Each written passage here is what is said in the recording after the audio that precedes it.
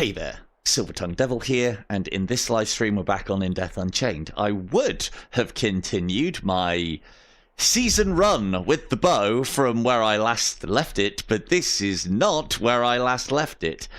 I don't even know if this is the right save, but Paradise Lost 2, I believe we have a bow, so we'll continue from here. So what does that mean? Well, we're going to do a little bit of cycle hopping to get me to cycle 3, and then we'll start proper. Because when life hands you lemons, you just get goddamn bitter, don't you? Right. So, and let's pretend that this is all part of the plan. What have we got? Oh, God. Yeah, this is not the save we were looking for. Okay, well, never mind. I have checked my other profiles. It's not there. So, yeah, this is from...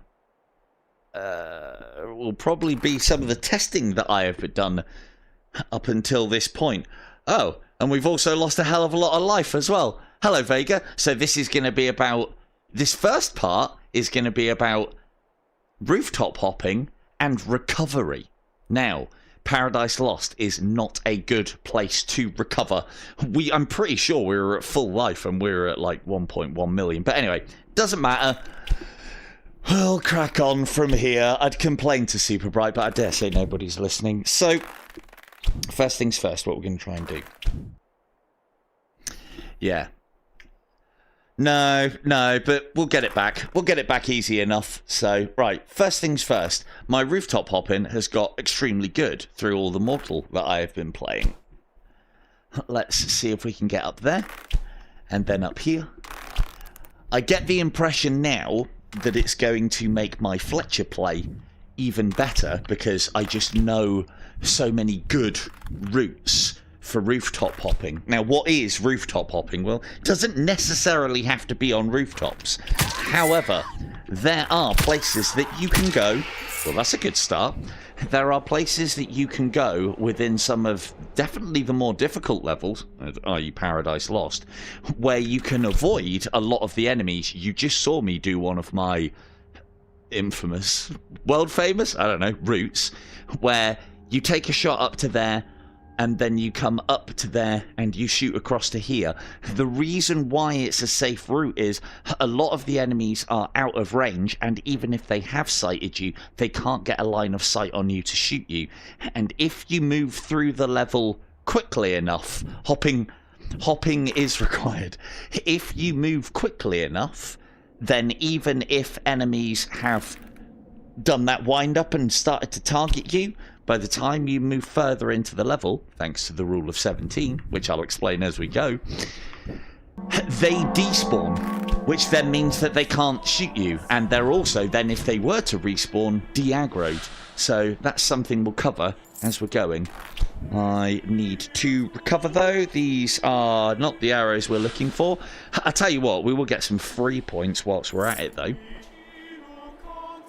You know what? Let's show you why some of these arrows are rubbish on the later cycles. That's probably a lesson. And we've got Tempests as well. Yeah, a lot of you aren't going to like me for that. Right. So I did show everyone how to use Wrath of God correctly. So we did talk about Tempest quite a lot and why it's really good. Because they're definitely not the arrows I was looking for. Now, obviously, I'm being a little bit overzealous with them, but this is why Tempest is a good arrow, because you can just kind of point and shoot. You don't actually need to be that accurate. It's kind of the same deal. Oh, great teleport arrow. It's kind of the same deal with Divine Sight. One of the things that I can tell you is if you try and aim higher than you think, you have a good chance of getting headshots with Tempest. And one of the other things you'll see as well is just you can't miss that shot, not with Tempest. We will use some Divine Sights as well, because we're actually likely to absolutely rinse her and get some headshots out of that. Right, that's an arrow that we do need. Let's reconstruct our quiver again. So, right, I'm going to start loosing off some of these. Not particularly great because all of the kills that we're going to be getting now won't actually be getting us much in the ways of points. You get a little bit of gold. And one of the things that I didn't mention previously, or I have mentioned, but even then, it's not technically part of the kill. It's for getting kills in a row. But it was a good point that I saw brought up by Miss Foster in the Facebook group, who is obviously probably knows more about, has probably forgotten more about this game than I know. And that's saying something. We're going to replace this, so let's get rid of it. And she pointed out that actually you do get points for just killing because of the executioner bonus. The one thing that I will say is the executioner bonus is so bad, really, in the grand scheme of things as far as points, that as far as main game is concerned... Oh, that's a Winter's Bite times 3. Ah, well, never mind. As far as Winter's Bite times 3 is concerned, it is not as good as the original. I'll show you why. That would be a good lesson, wouldn't it? But yeah, so you do get points for killing things. You don't get anything for the individual kill, but you do get points for killing groups, like in quick succession. So that'll make me the gold from each of those kills, and then because it's all within 10 seconds of each other, I'll be getting additional executioner points. But as I said, you would be better off taking your time and hitting those headshots, which obviously I'm not going to be doing a great job of because we're trying to rush this. I'll go back and get that Winter's Bite, and we can have a chat about that as well. So as I've said, as I try and preface all of these things with, is if you have any questions or anything that you would like to know, or, you know, sort of situation providing something that you would like me to demonstrate, then I am more than willing. I was kind of hoping to have Winter's Bite and Hand of God at this stage so that I could show you... Where's that? Let's go and kill him. Don't know where that is. We're not going to worry too much this early cycle. I'm not going to take multiple hits from that one. So yeah, this is, especially if you are not 100% complete, and especially if you're going for score as well, you want to be taking your time here. That was bullshit. You want to be taking your time here and getting headshots on everything. That's not what we're doing. We're trying to get back to where we were.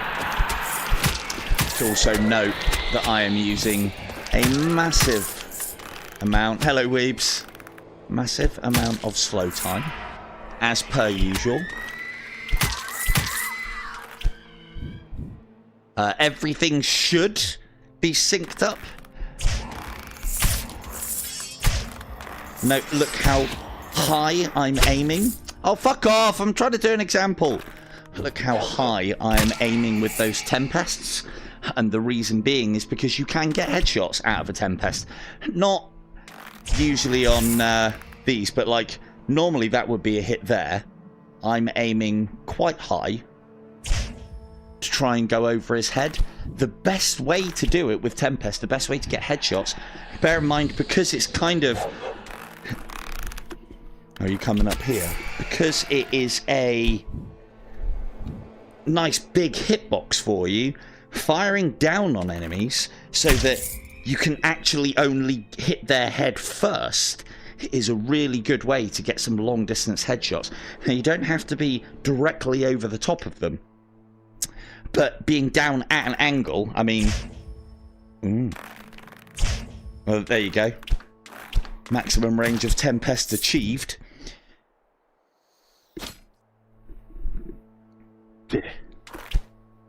So, obviously Tempests are not very good, or say obviously, they're not very good against Banshees. The reason being is because when you shoot them, see her staff quiver? And part of the reason being is because it's one of the furthest forward hitboxes of the Banshee, which is why Tempests are rubbish. You can reliably hit them if you hit down and to the right and off them, but that's only going to be body shot damage. That doesn't help us in scoring. It's not really using the arrow for what it's for. And they're a reasonably easy kill because you can just stagger them with headshots. So, but in a pinch, if you really, really, really needed to stagger one, you would do it by shooting down and to the left, so away from their staff. But you can see we've got a little bit of height on this guy. It doesn't always work. Probably need more height, really.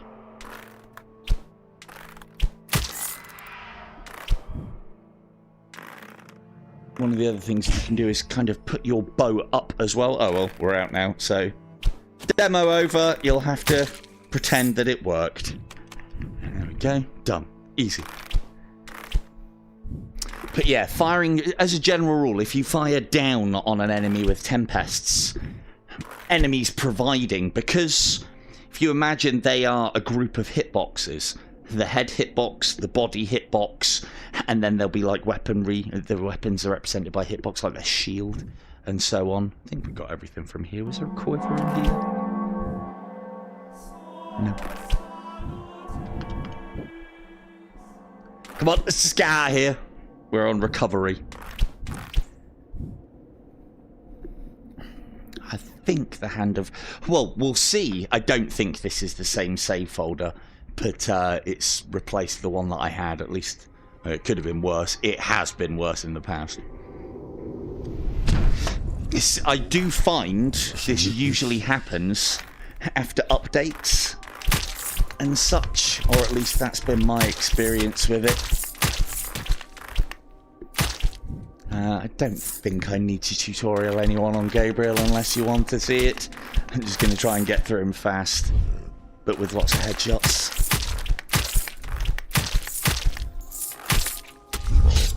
Oh!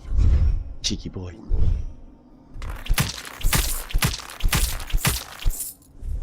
Doesn't often do that fourth slash.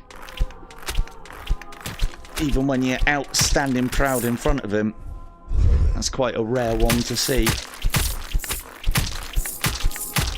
Yeah, I think if I saw correctly, either version... Oh, no, sorry. Not to the game.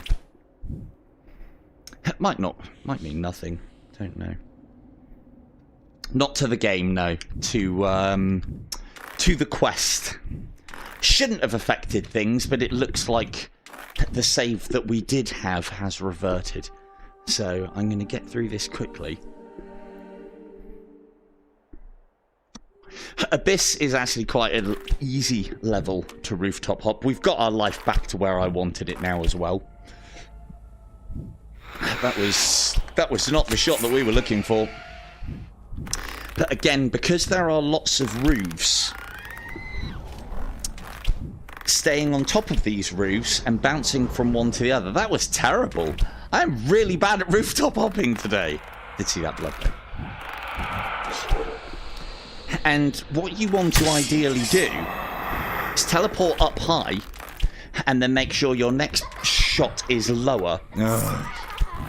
It's decent points for what it is, I guess. You'll note.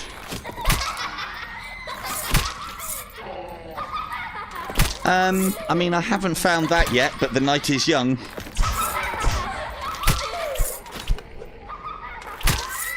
Let's see. No, that's not gonna work. Nope. There were some headshots.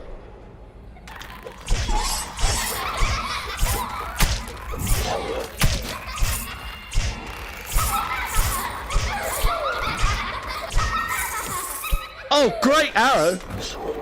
I'll get out of here. So yeah, you'll see that I'm trying. So I'm not doing a very good job. I'm not doing a very good job of a lot of things tonight. Yeah, I think it was 66 that came out today, or I've got 65 or something. I've had this in the past, and it doesn't usually revert too much. not enough for me to complain. I have lost quite a lot of progress in the past, but then the thing is, I know Super Bright can't restore games, and it's never usually taken me more than a few hours. I'd be pissed if I lost a very big thing to it. Why have we even got wildfires? Alright, let's go here. But as I said, I have some very specific routes that I will take. I would play them a lot more carefully. I mean, I'm on the bow as well, so your routes for bow and crossbow do change, because you can't fire the teleport arrow quite as far or as fast with the old bow. How are you alive?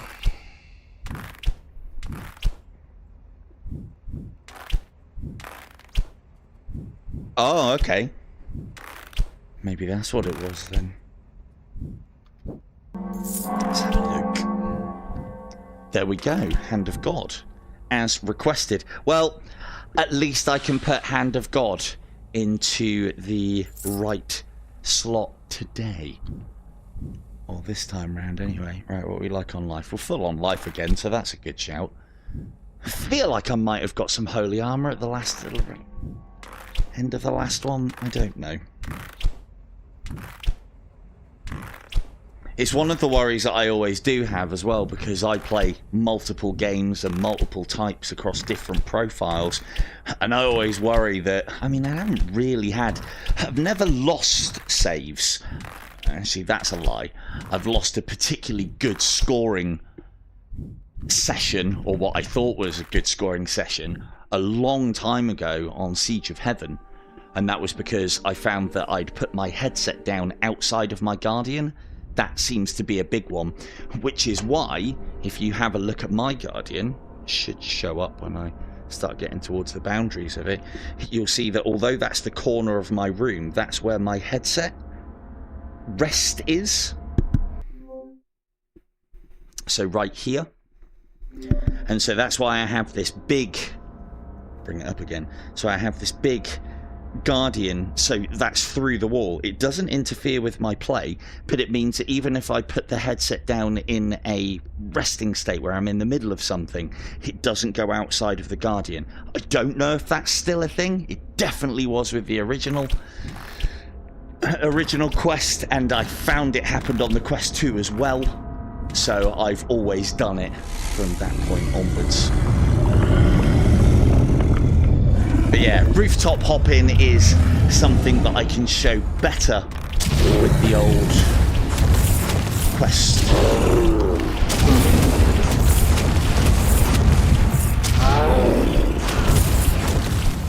Yeah.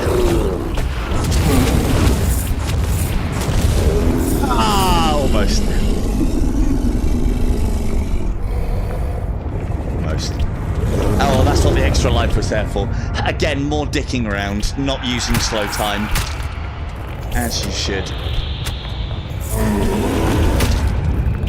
Yeah, it's just because I've had one.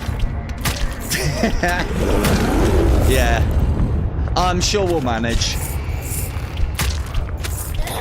I'm sure we'll manage, Reeves.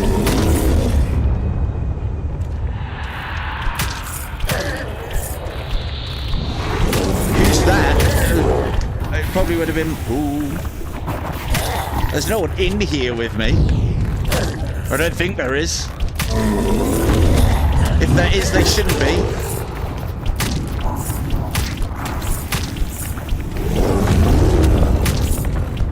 But yeah, this one is a bit of a rush job just to get back to where we were. And then we'll go from there. But yeah, I think... Well, to be fair, I probably got reasonably lucky. It could have reverted me to a... I mean, actually, no, I could have got... I might have got unlucky. It could have reverted me to a save where I was actually doing really well, but thankfully this season, and that's about as much as I've done, I haven't really gone that far within the main game. Hence why this being the season run, but... So we are going to miss out on a bit of scoring here, but it doesn't matter too much, I don't think. Just in... Oh, I've already got rid of them. Damn. I was just going to show you how good Divine Sight can be for this bit, but never mind. as soon as you see those dorsal flanges, if you have divine sight, you can just shoot a load over his back. You can hit those dorsal flanges the moment that he starts doing one of his Hadoken skulls, but I find it better to stagger him and then fire them over the top. So, because, you know, those are easy shots, and then both of them are really well exposed. You can use a lot less divine sights to take out his dorsal flanges. If you're not familiar with the streams by now, I use whatever excuses I can to put those two words together, dorsal and flange. It's the child in me, I'm sure. Again, we should get really far away and push him back and do all the good stuff for scoring, but we're rushing through at the moment. Let's see if we can ping. Oh, it shouldn't. All I'm saying is it's one of those once bitten, twice shy things. I remember putting my headset down outside of my Guardian to go downstairs to answer the door to a mate of mine who I was chatting with for only a couple of minutes, and then he fucked off. I came back up, and yeah, it just lost my progress on Siege. To be fair, I wasn't doing that well, but from that point on, I've never let it. So we shall use God to cup Asmodeus. Just a little one there. Another use of Hand of God. I can't remember if I got to show this off last time, but if you hit him in the waist, it does indeed put Anakin into slow time. However, it does not put the speed of the rocks that he chucks into slow time. Oh yeah, no, it always does. I'll try and show you. The reason why it transfers from one level to another is because they all, like, each level uses the same space, I suppose. Try and show you. So, like, for instance, well, let's see where it ends up. We'll do... I need the rewards to show up before I do it. Let's put one there. Don't need... Oh, Winter's Bite. But we were going to talk about... no, I'll leave them. Let's get to Purgatory quick. Oh, I am going to get a golden bat out of this, though. That's nice. So let's see if we can see it. It should be right... Oh, there you go. So what that shows us is that... So this would be the start of the level. So sort of like the starting of the architecture of the level. And if you can imagine, we came all the way down the stairs and then went up and round, and that's approximately where the Hand of God bubble is. So they kind of use the same start point for all of the levels and then just load in the assets. That's why you get that. And it will disappear of its natural accord. It won't stick there for much longer. Right, ladies and gentlemen, boys and girls, we're at cycle 3, where we should have been to begin with. So, we're back. Now, that will have affected our score a little bit, because I don't know, man. We could have probably been in the millions by now. It doesn't matter too much at my level of play, I guess, because I know that I can get very, very far, and I only want to get in the sort of like 10 million region. Anything after that is either A, a bonus, or B, a waste of time, whichever way you look at it. I'll talk about legend points because it is something that we are going to have to start looking at very soon. I feel a bit low down though.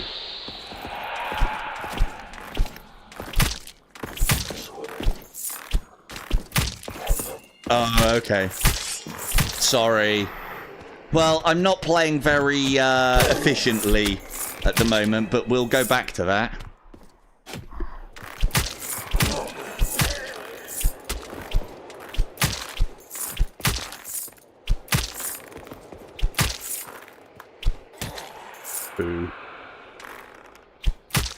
So just like jumping into rooms and attacking everything, I can get away with, especially at these low cycles, because the enemies don't respond quite as quickly as they do later on. I feel like I'm seated. Let's have a look a second. mean, I think it's about right. Yeah, you're in your little stance there. Yeah, okay. Alright. Play on! Idiot.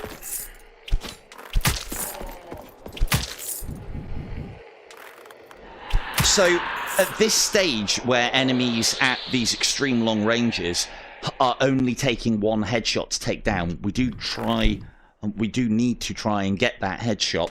It doesn't matter in these circumstances, as far as point scoring is concerned, if we hit a body shot first, because we know that the enemy can only take... Oh, if you hit 2 body shots, though, that's a waste. But, like, for instance, -244...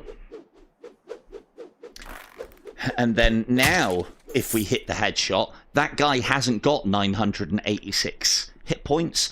So it doesn't matter at these stages if we are hitting body shots.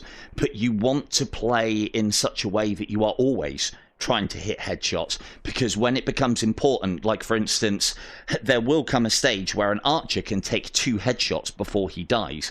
And 1 body shot anywhere between that will mean that he can only take 1 headshot. What's the difference? Well, kind of double points, which is worth a lot. And it all comes back to that whole, well, then you don't need to get as far to be able to make work your personal best, so to speak. We are talking about extreme ranges here.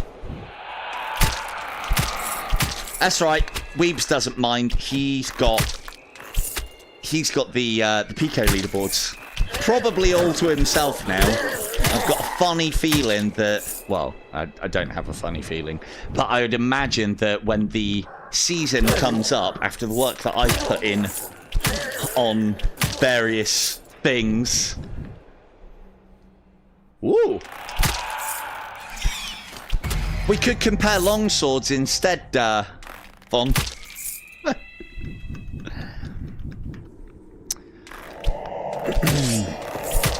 So you'll see that I'm kind of quite blasé going in and just taking on everything. The other thing to remember is I'm using copious amounts of slow time and all the tricks and bits and pieces to make sure that I don't get hit. So I can do this, but you have to work up to this level of just being able to jump in there. And even at the later cycles, I will slow down. And the reason being is I can't put enough damage on all of the enemies before they start getting ready to take shots. Like, for instance, I can do this up until, I don't know, probably about cycle 10 or something along those lines. Past that, though, or past any cycle where you're starting to take multiple damage, it becomes way more dangerous than it needs to be, or than you need to make it. Because, you know, at the moment we can take 12 hits, but when we get to cycle 5, all of a sudden, that 12 hits becomes 6. And then at cycle 6, those 12 hits are actually 4, and so on and so on. So the later you get now, the more deadly things become. Now you'll see, for instance, we're at close range now, and so these guys are taking less damage. But because we are just hitting headshots at that sort of, like, well, as I'd imagine you'd class that as short range, we can get 2 headshots out of them. And as we were saying, I've been campaigning for a very long time to get rid of the numbers and even get rid of the life bars. I don't need any of that shit, and it would make my videos of this game look so much better, but it's always fallen on deaf ears, unfortunately. As I said, for me, it isn't get rid of them. For me, it's give us the option to turn them off. And I don't know, man. I don't think that would take too much effort, you know? But I don't know. Apparently so.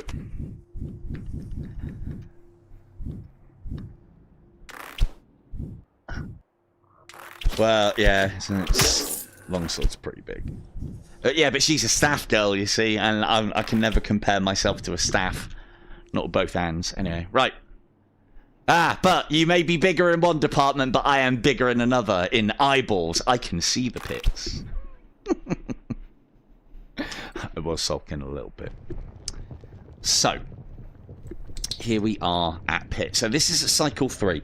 So we are still at a point where, per point of damage, we will still only take 1 point of damage. It's pits where you do want to be careful, and it's because of those dudes. Because skeleton archers can get fucked. Now, hopefully, what's something I haven't actually asked? Because, ooh, hello, you're going now, aren't you? So she was keen to leave, but thankfully I heard the noise. This is something that we don't want, also, alerting an orphan and chasing her all the way around the level. We would be better off at this stage, especially if we have the arrows for it, to deal with her, because it'll get us into more trouble trying to chase her around the level and put hits on her to stop her getting away. We'd be better off concentrating on her, getting rid, and then trying to get back to the start of the level and to try and, you know, make safe. Because that's one of the big things that you want to do within a pit, is you want to make this initial area that you start in safe. And the way to do that is to, well, yeah, not chase orphans across the entire level for a start. Do be careful of these fireballs as well. They have a nasty tendency of being able to squeeze through gaps that it doesn't look like they can, or just blatantly go through handrails as well sometimes. So, right, let's get rid of you first. Try and make up a little bit of distance, because as we know, all scoring down here is done at 2.5 times the multiplier. Now, it's not a great idea because there's a skeleton archer up there, but we should be alright. It's when enemies start getting to the point where, at these later cycles, where their reaction times are a lot faster, their alert radiuses are a lot bigger, and sometimes, and I find this only happens in the later cycles, occasionally enemies are just like, you know what, fuck it, I'm just going to go from standing to loading an arrow and shooting you. I'm not going to do my Fonzie routine. It doesn't happen very often, but it does happen. I think it's a glitch. It's a very fucking annoying one. It seems to be skeleton archers that do it the most.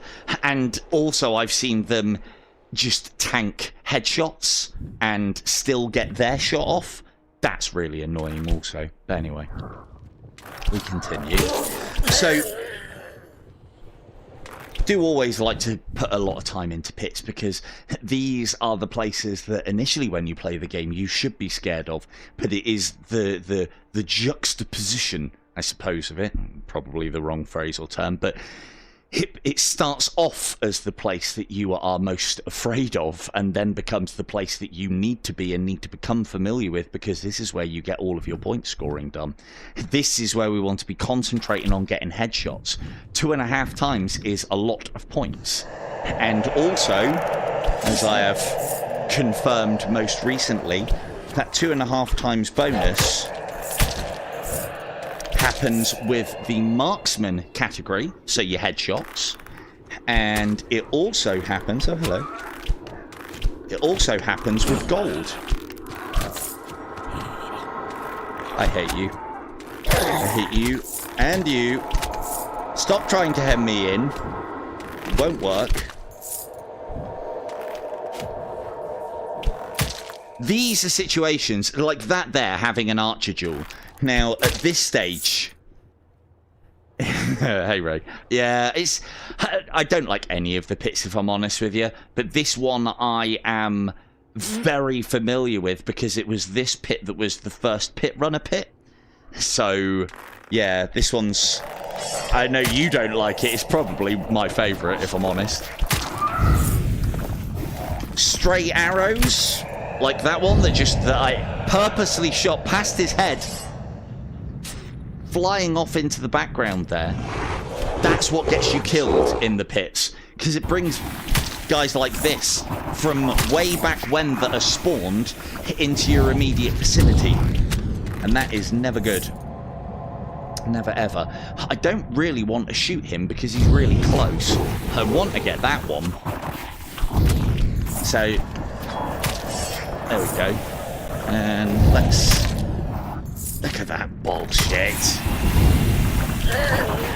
They do seem to get their arrows off very fast as well. So there is as much a problem. No, not me. As much a problem with the fact that they can shoot fast, but the fact that they can draw and go just lethal in a very quick amount of time, I think is one of the big skeleton archer problems with them. The other one is the more obvious one. They can teleport outside of your line of sight. They don't seem to do it quite as often in the early cycles. Definitely do it in the later ones. Let's get you first. So what I'm doing here, kind of messing up the order of march as to what I want to do, but I'm trying to extend the ranges of my headshots artificially. Those aren't too bad, but we're under a bit of pressure here. And yeah, alright, fine, yeah, we'll go over there. Let's do this one. Now, he's got lots of space to move back into as well. So as long as his buddies stay where they are, which they are.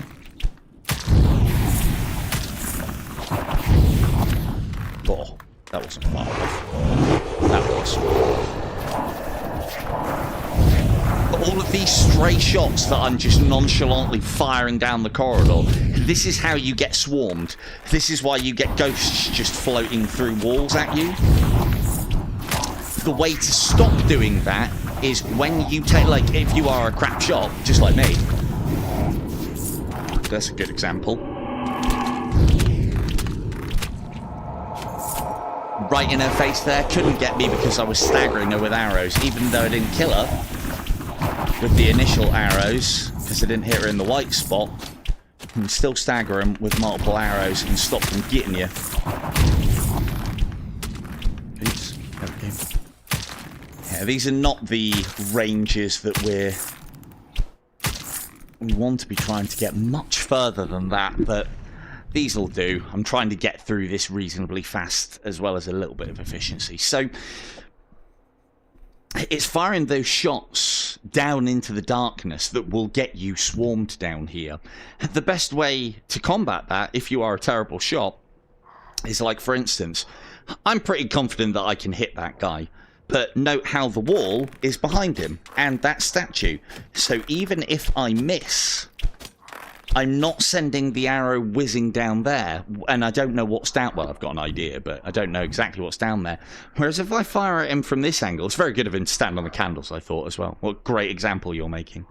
Now, from this position, if I was to fire that arrow and miss, whizzing off into the background, you can hear the heavy breathing of the ghosts, and that's a thing that gets you killed in the pits. So just adjusting, I know this guy's standing stock still and he's not going to do anything, but just by thinking about what is behind, and this is true of anywhere, but thinking about what is behind, like that was a legitimate miss, that one was on purpose, but note how these aren't whizzing off into the background and alerting enemies. They're just hitting things that it is inconsequential on. It doesn't matter. So, and this is also true of Paradise Lost is a big example of that, or another place where, because there are lots of open... Oh, where are you going? Look at that, right behind us.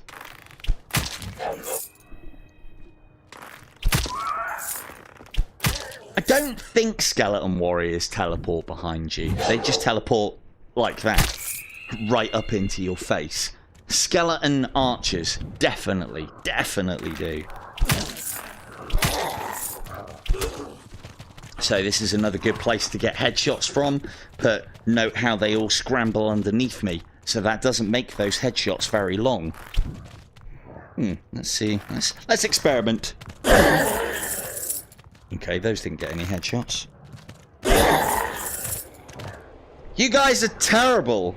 What a rubbish example. No, rubbish example. Ah, well, never mind. Gets them done quickly, doesn't it? So yeah, in the pits, headshot bonus, gold, orphans. These things are all 2.5 times worth points.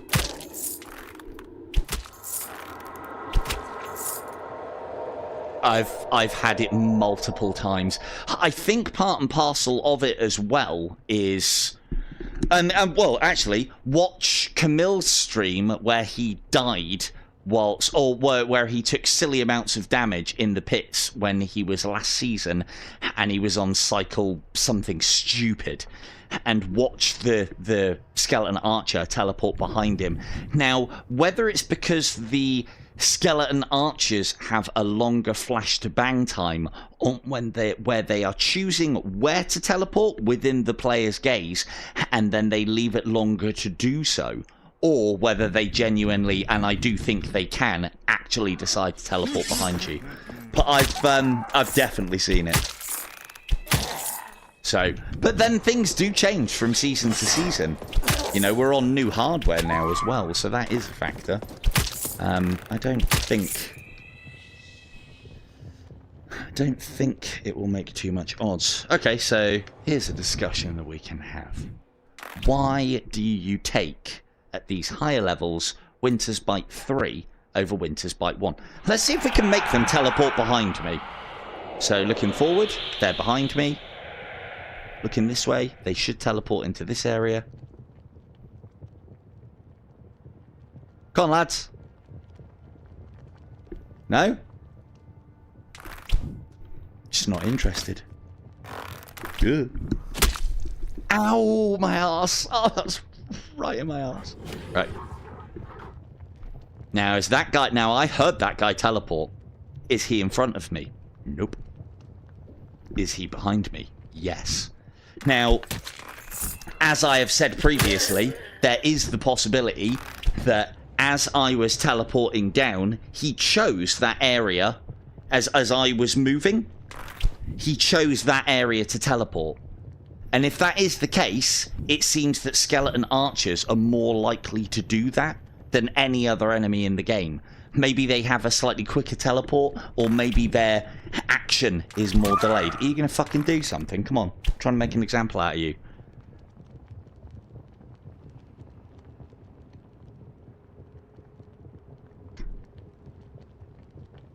Kids, animals, and skeletons. Never work with them.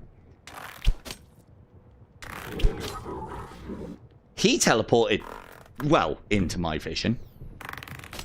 See if we can make him teleport somewhere else. He might even just walk around.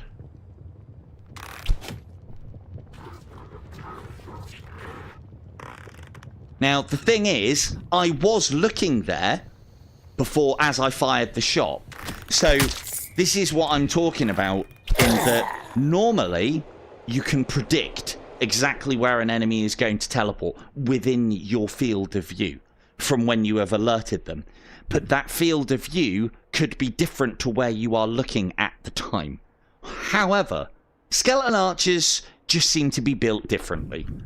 And they like to teleport like right into your peripheries or right behind you. Look, there's a reason why everybody dies to skeleton archers, and it's that. I feel because the teleport sound. Oh, cheers. They don't have as prominent a teleport sound either. It's just like a little warble in the background. And yeah. Ooh, hello, Grace of God. Right, we will talk about Winter's Bite in a minute. So, Grace of God is another thing that is well worth you taking the time to get. If I remember rightly, you have to kill X amount of screamers. It's actually a lot easier to do than it sounds, because you can, at any point, go into Desolation, kill there'll be a screamer in each section. So the first, the second, and the third section, and then that last bit just before Anakim. that means that you can, and you can combine this with doing the ghosts for Hand of God, go on to Desolation, kill as many, like, say, for instance, the pit is in the 3rd section of Desolation. Kill each of the screamers leading up to that, then go into the pit, kill the ghosts in the pit, and then take a lava bath. So you've then gone towards your screamer kill count and your ghost kill count. Grace of God gives me a little green segment at the bottom. And what this does, to see the effects of what a Grace of God does, simply go into Purist and take a hit. That is what happens when your Grace of God activates. It actually puts the game into slow time, regardless of whether you are pressing slow time or not. That adds on top of it again. But also importantly, it puts the game into slow time, and you are also able to move because the game world has been put into slow time, not you pressing a button. If I hold slow time now and try and move the trigger, and let me apply and then move the trigger, it doesn't do anything. And that's because you can't move at the same time as slow time, otherwise it probably would be even easier again. It'd be a very awkward transaction though, but you could do it. You could, change the thumbsticks over or change the buttons over so that you could do it, but it won't allow movement whilst you're in slow time. But the Grace of God will. You only get one of them.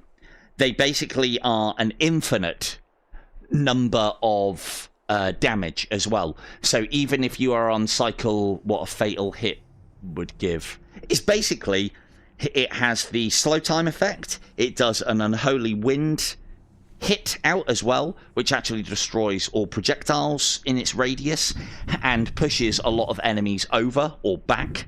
So it gives you that breathing space that unholy wind is garbage for. And the slow time. And you also get, it's a bit dodgy actually, but you should get sort of like several seconds worth of time where you can't be killed. However, there are ways around that, like, if you're in lava or if you're using slow time within its slow time, it's like that cooldown doesn't go down at the same time. It doesn't go down in game time, it is just on a timer. Right, we have a quiver. But yeah, if you want to see it, because hopefully I'll never have to use it. But yeah, like a holy armor, regardless of its status, you will always be able to dodge fatal damage. So even if this next hit was coming in and it was going to do me 13 points of damage, I would just lose my Grace of God. Obviously, plus all of my life as well, if memory serves, if they haven't changed it. Oh, it's an easy snipe. So we could construct the long-range headshots here. I don't think there's too much about. Also note how I've got up on something. What that should do is it'll definitely stop the abominations coming towards me. And it'll also mean that the knights can't, charge down my neck. We can do a little bit more long-range headshot construction here on these nice big pathways. By getting all the way back, you could try and take that shot whilst he's moving, but we know that if we get up just a little bit high, he'll stop. So, and then we can just easily peg him, and then we can just easily peg, and then we can just easily peg him with the body shot. Fuck's sake, with the headshot. You can spend a long time luring individual enemies out and doing that, and it will have an effect on your score. I've done that in the past, and I found that because I can get far into the game, my time is better spent getting further as opposed to trying to inch out every single point. The reason being is because as you get further into the game, enemies have more life. If they have more life, they can take more headshots. And remember, you score for every single headshot you land. So, whereas you might be, making sure that you are a mile away from every headshot that you are doing, at, say, cycle 1, But at cycle 10, even close range, you can make, like, I don't know, 10, 15, 20 headshots. It does become monotonous. It does become a little boring. But we've all been there when you chase and score. Hello, Tass. Yeah, I know. I still haven't had chance to do solo contractors yet. I wanted to try and get on that before, or even normal. Wanted to try and get on to Contractors Showdown, the solo mode at some point, with the intention of maybe even streaming it. But yeah, that might have to wait. Ooh, something that I did apply for is possibly Friday. I've got work Friday, or rather, yeah, I might be able to do Friday during the day, but I've got to get off at 12. Or, no, sorry, I've got to get off at 1 p.m. Oh, cheeky boy! Let's get off at 1 p.m. my time. So, yeah, that might be doable. That might be doable. So,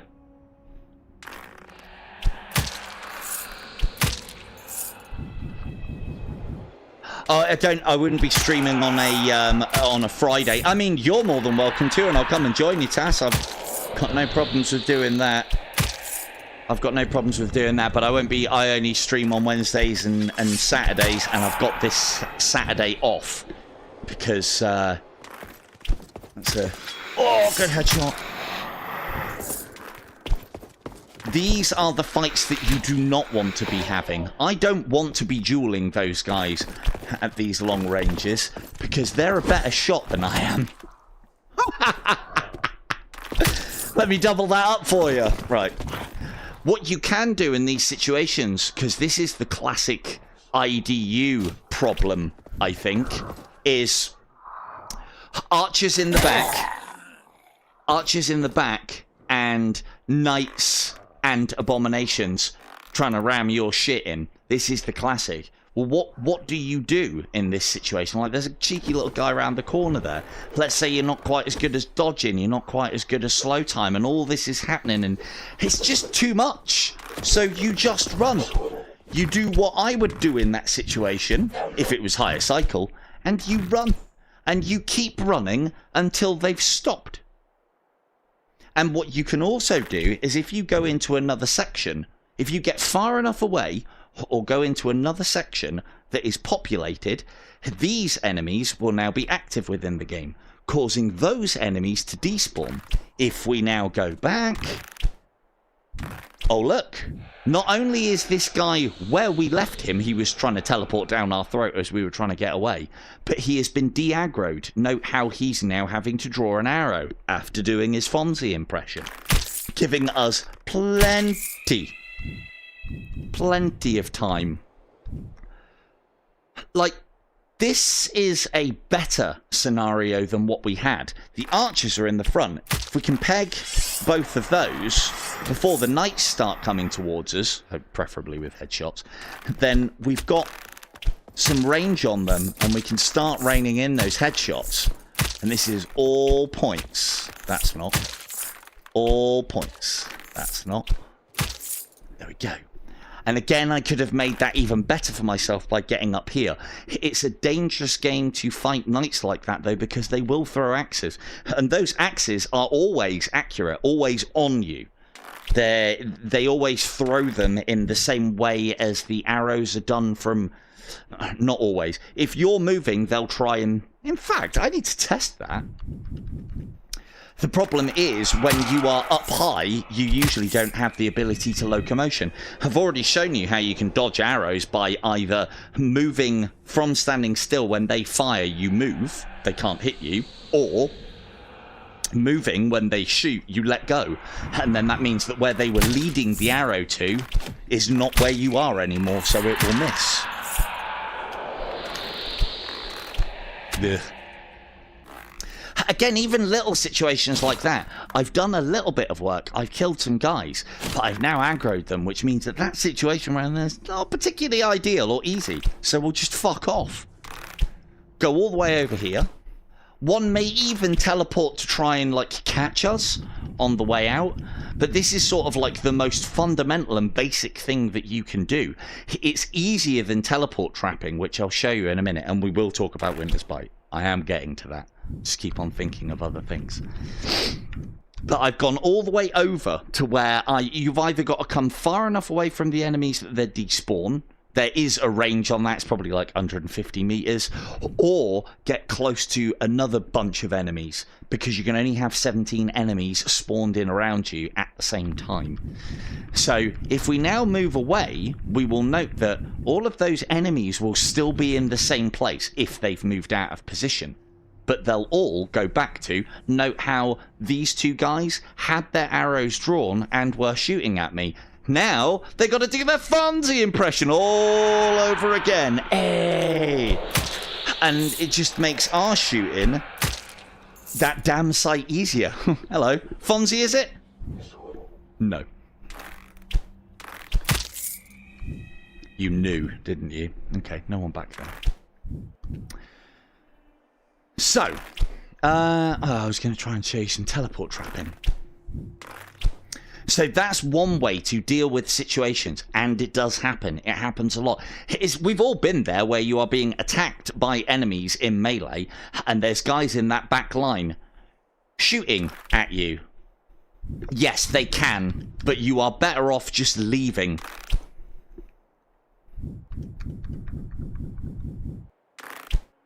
Yeah, it puts you at the back. It was bugged. Right, let's just... I'm going to show you some, hopefully... we'll use a different guy, because that one isn't a great one. Okay, so the first step in teleport trapping is finding somewhere good to do it. And then once you have that area, you clear it out. So this is a good place for teleport trapping. And what is teleport trapping, I hear you cry? Good question. Teleport trapping is basically making use of the fact that enemies have to teleport into your gaze.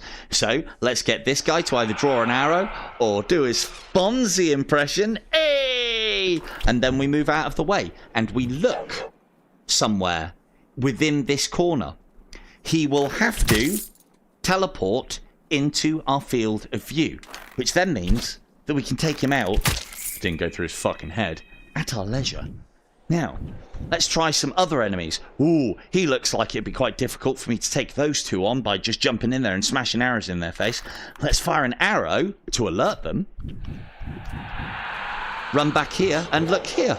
And oh look, they have teleported directly into my gaze, away from all their compatriots for easy-ish kills. So you can do this with any enemy that teleports. So let's try and get this guy. So he's been alerted because that arrow was close to him but far enough away from all of those. Looking. And we continue to look. And we trust the system. And continue to look.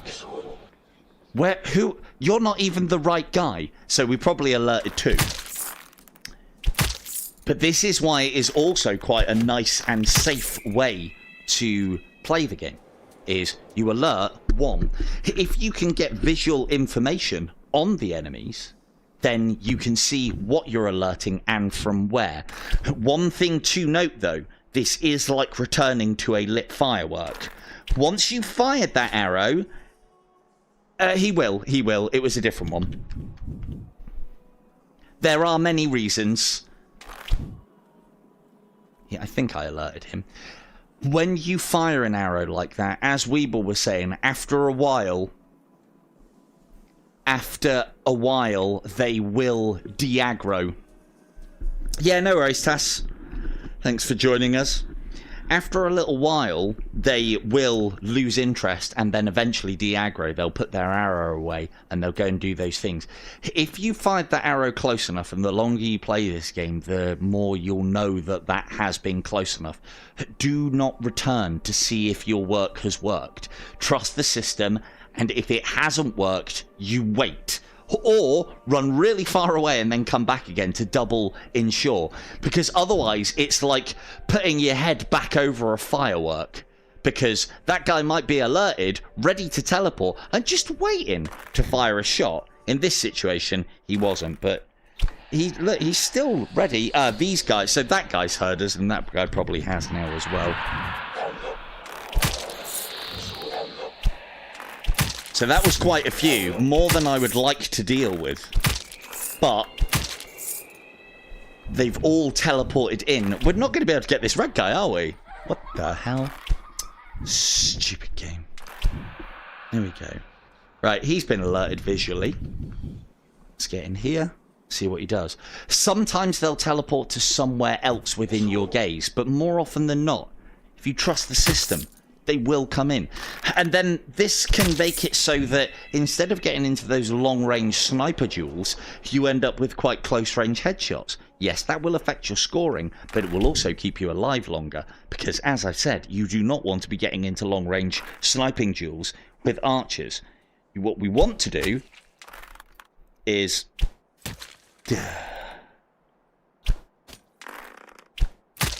that. You want to be, if you're going to get into a long-range headshot with an archer, make sure that you either are continually staggering them and you've only got one to engage at a time, or you're headshotting them and fataling them straight away. Like this guy, we shouldn't have to be too worried about, except the fact that he's staggering all over the show. There, that was better. Like, for instance, that guy, I don't want to get into a sniper duel with. Why? I don't know how many people are around him. There is also the possibility that the portal could be there, and then that's ghosts. And then all of a sudden, trying to take this guy out, you then have to deal with several more. However, we could be a little scamp and teleport trap him. Trust the system. He is alerted. He is coming. They can't help themselves. It can take a while as well. As Weebs was saying, you can get far enough away from them that they actually de-aggro. So that is something to note. But you'll note that we had a pretty good success rate of them teleporting in from once alerted. Now, if we break line of sight with him and look in this sort of area, you'll see that he should either walk or teleport to somewhere where they can actually engage us. This is how this works. They always try and get into A, your field of view, and B, into a line of sight that they can draw to you so that they can fire the arrows. Now that they're a little bit closer, they might teleport up here. But this is the same system. We are just, you know, we're just manipulating it. They can't walk up here, or at least they won't walk that far. Knights can sometimes run halfway across the level to come and get you when you come up to here, but it's the ones that teleport. Higher the cycle, the faster they teleport, and also the bigger alert radius they have as well, and the longer they stay aggressive for, especially knights. At, say, I've seen it on, say, Cycle 16. I think I've actually got it on video somewhere, where there's one of the levels where it's all interconnected. It's the one where the orphan can spawn and there's like a white patch and then like an L-shaped roof, and the orphan spawns here. And you can shoot a knight at one end of the level and you can watch him run up the stairs, go all the way around the top, come around, he'll then go down the L shape that I was talking about, and then come all the way around to you. At the lower cycles, they don't stay that aggressive for that long to be able to pack all that way to you. But on the later cycles, it's a good indication of the fact that they do. It's why... it's the thing that's the not... As I said before, there are quite a lot... That went through your head. There are a lot of things that change from cycle to cycle. There's a slight increase in HP. Enemies are more aggressive. They have a bigger alert radius. They are faster. They are more aggressive to teleport towards you. Like this guy.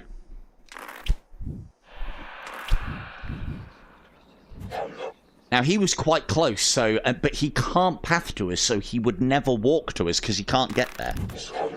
But he will teleport to us. I could have done that better as well. I could have gone, like, and fired a little cheeky arrow up there and then gone in here. But the important thing is to look, okay? Where you are looking within, like, if you take your hands and put them out to where you can't see them, I reckon it actually allows up to 180 degrees in front of you.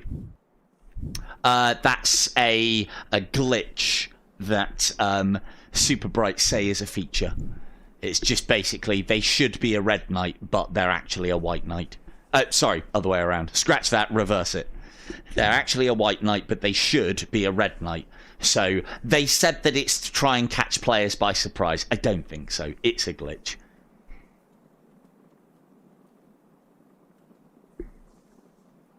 Yes, definitely. 100%. They're definitely a red knight. I can tell you that 100% certain because the amount of gold that a white knight scores is less than a red knight scores. And if you kill one of those white knights with more HP, you'll get red knight gold. They also move faster as well. So I think it's something. I think somebody said what the glitch is around as well, and I think it's to do with the fact that for some reason, I don't think I have. We'll have to test this now. I don't think I have ever seen a red knight without a shield, and I think what happens is when the game spawns a red knight without a shield, i.e., a hand axe, it instead spawns a white knight, but it has the stats of a red. We want that guy. So, here's something that we can do if it all goes horribly wrong with an orphan. So, she's pretty deep. Hello, Katie. We've hit her a couple of times, but we are in trouble here. We've hit her, and now we're going to attempt to get away as far as possible. And you need to get far enough away. If you can still hear the teleporting sound, that's fine. It's when the laughter cuts out is when she has despawned. So if you get far enough away, you'll still hear the teleport noise because for some reason, I don't know, that sound effect goes on for longer. But as long as the laughing stops, that tells me, or tells you, that the orphan has despawned and that you've got far enough away. But with orphans, they're worth a lot of points, so just keep going anyway. So, and what should happen now when we return is we can hear the laughing again, and she's also de-aggroed, as well as everything in the vicinity. And this is one of the ways that you can actually take on an orphan, is you can slowly whittle all the things around it. Stay. Because somebody was, I can't remember who was asking me, but they were saying, like, how do you deal with an orphan when it's got so much life at these later stages? If I stick her with an arrow, kill that guy on the way out, and we've done a bit of damage to the orphan. Note how the teleport noise is still in the background, but the laughing stopped. And what we're doing here by going in and doing a bit of damage and then killing some enemies and then coming out again is not only are we stopping the orphan from leaving by despawning her, but we're gradually dragging enemies out as well to make a particularly difficult take of an orphan. I mean, imagine we're a lot higher difficulty in cycles and I'm playing it properly. But you'll note that we've now cleared pretty much her entire vicinity of enemies. There's none left. Just her. Oh, and you. There we go. Making her, with very little enemies about, a much easier take.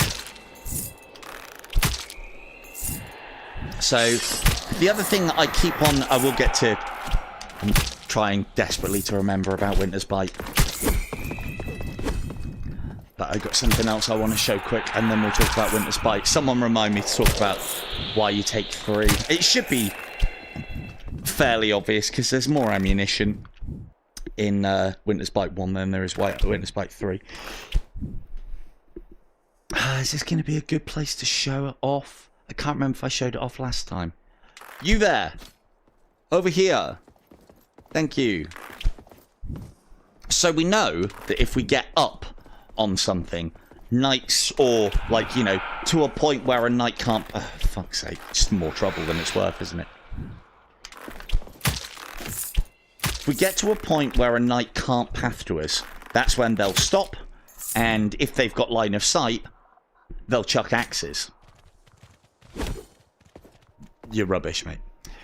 However, let me just clear the area a second. And this can be a great way to practice your headshots or extract points from knights in relative safety. But it all depends upon where you are. Shit. Where you are within the level. So, I'm up on top of a roof. What do these guys now have to do? They will maneuver to somewhere and try and throw an axe at me. I think I covered this last time. It's a lot easier to do on Purgatory than it is on other levels. But, so, both of these guys are now throwing axes at me. We're reasonably safe because we're covered by this. Now, watch what happens when I drop my height. And I make it so that I can't see a lot of the Black Knight. Sometimes they'll move, like he just did. More often than not, they'll stop throwing. And they'll continue to stop throwing because you're not showing off enough of your hitbox. We've probably got that in the way as well. But if I stand back up and walk to this edge, they'll continue to start throwing axes again. Now, I do know that a lot of us are kind of like 40 plus. So, you know, bending down on the old knees. And there is, although I do joke about it, there is no duck button in this game. So it is going to mean getting onto a knee. But note how I've got down, and the closest one, again, this will be because of the hitbox angles. But if I come back a little bit further, you'll see that they won't throw. And now, if I start planting headshots on them, they won't react. They won't do anything about it. They won't just start chucking axes. They might move back to where they were, but this can be a fantastic way for you to safely take out enemies without them being a threat. The other way, if your accuracy is good enough over long range, is, remember what I was showing you a couple of episodes back, where you can lure them out onto the end there, and you can do those really, really, really long range shots. Enemies, i.e. knights, get to a point where you are too far away, so they won't waste the axe on you. It's something within their, like, the Knights Union or Guild or whatever it is that they are in. You know, don't waste axes on unsuspecting members of the good guys. Or something, I don't know. But when you can get far enough away from an enemy that can't path to you, that can throw something at you, like, for instance, if they were on... Oh, show it. I'll just do it. That's the whole point, isn't it? You. Yes, you. Not you. Shit. Oh, that was close. So, here, they can't path to me, so they will stop and chuck axes. Oh, that's what we were going to test. No, so they always throw axes where you were. So as long as you keep moving... Yeah, they don't try and lead those axes. They already curl. So if I'm standing stock still... I mean, it also depends on accuracy, the cycle number as well. But if I'm standing stock still, those axes should be deadly accurate or all as damn it. Look at this guy. I want him on my hatchet throwing team. But if you are always moving, then they can't hit you. I always like to try and move to the... So if he throws it, I always like to move inside the arc, because then you get to the point where the axe is always moving away from you. Whereas if you move away from the arc, sometimes it kind of looks like it's coming towards you, and yeah, and that happens, and it gets you. So that's like a reasonably close range. If we get a little bit further away, they should still continue. He'll even move up to be able to get into range. Or he should do. Yeah, there you go. So that's about their maximum range. Past this, they'll be like, no, mate, I ain't throwing no axes. That one was because of where I was.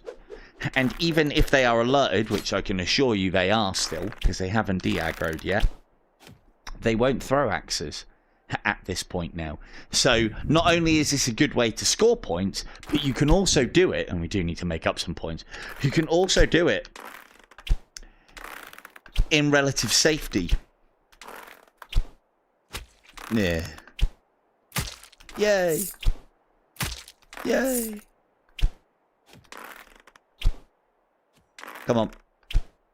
Shields are actually probably one of the best enemies to practice this on, because you'll either hit head, if you are aiming at the right place anyway, you'll either hit head or shield, and that's good because shield won't take any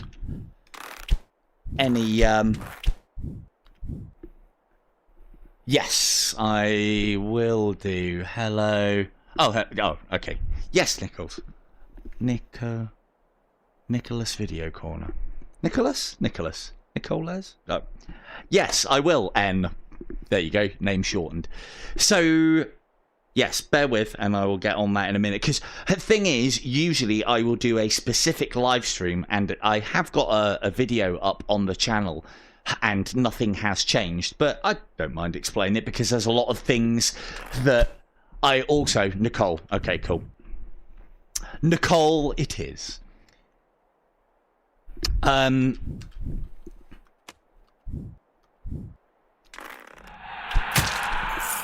mean,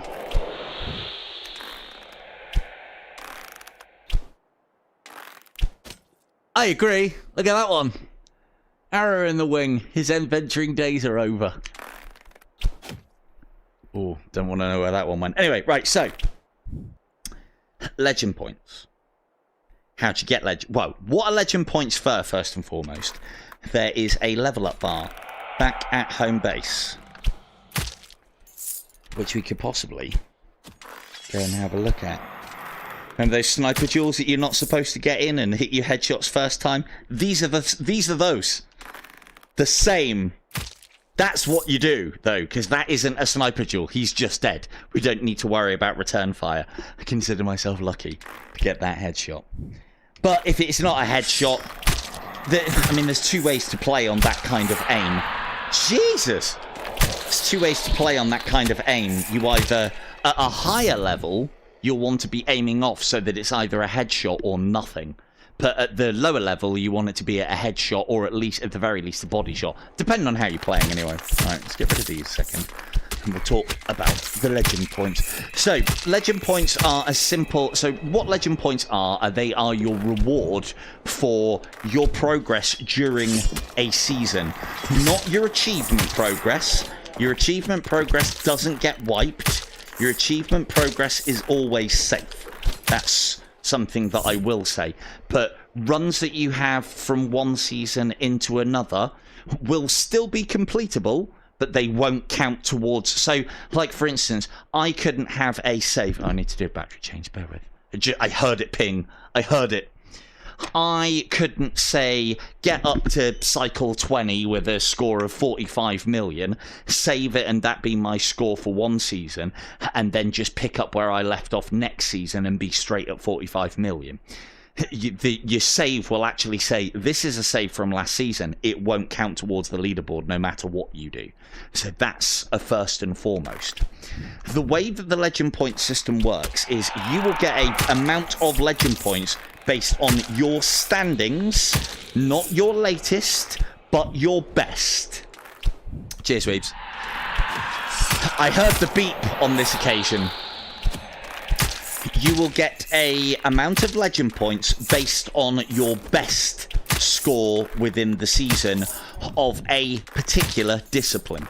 what we'll do is I'll clear this out and we'll go and sit in front of the board for 5 minutes and I'll explain some of the things. And basically what those legend points do as you rank up is they basically unlock shinies. And I'll be honest with you, it's part of the reason, well, it's probably the main reason why I'm still here grinding away on this game, that I have nothing to prove myself on and nothing to do or anything other than show other people how to do it. And the reason why I'm still here is I want that fucking level 11 bow. And I will have that level 11 bow. And I might be the only person who has it. And then it better be good. So your legend points, the amount that you get, this is a good place to extract some points. I think I've shown this before. Let these guys gather up. They can't hit you here. I have now started teleporting here so that they turn around, then teleport up onto here so that they stand stock still, and then their heads are facing towards you. Make sure you take out the knights first.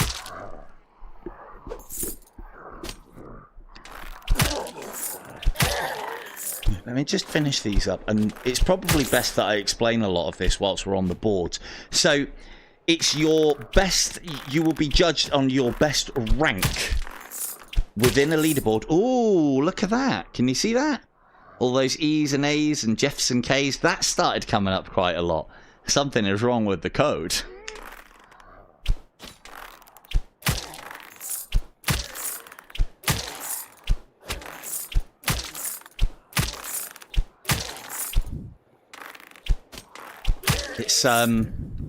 It's easier to describe what goes on with the legend points when I've got everything in front of me. But as I said, I don't mind doing it. Let me just finish this up. We'll save just before Anakim, and we'll go and have a look.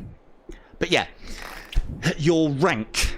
So your best rank that you have in a season, not your latest or your latest finish, the best that you've got across all of your runs in a given season. Oh, we've already got maximum. Is what you will have points awarded on. And so, for instance, let's find something that I'm actually doing pretty good on. Okay, so I am currently second on the crossbow leaderboard for Fletcher, and I am fifth for the for the bow leaderboard on Fletcher. I will score legend points for each of those ranks. Even though it is the same category, these are two separate leaderboards. So that is two different disciplines, and I will get legend points for this, for the second place, if I finish second. I'll finish first.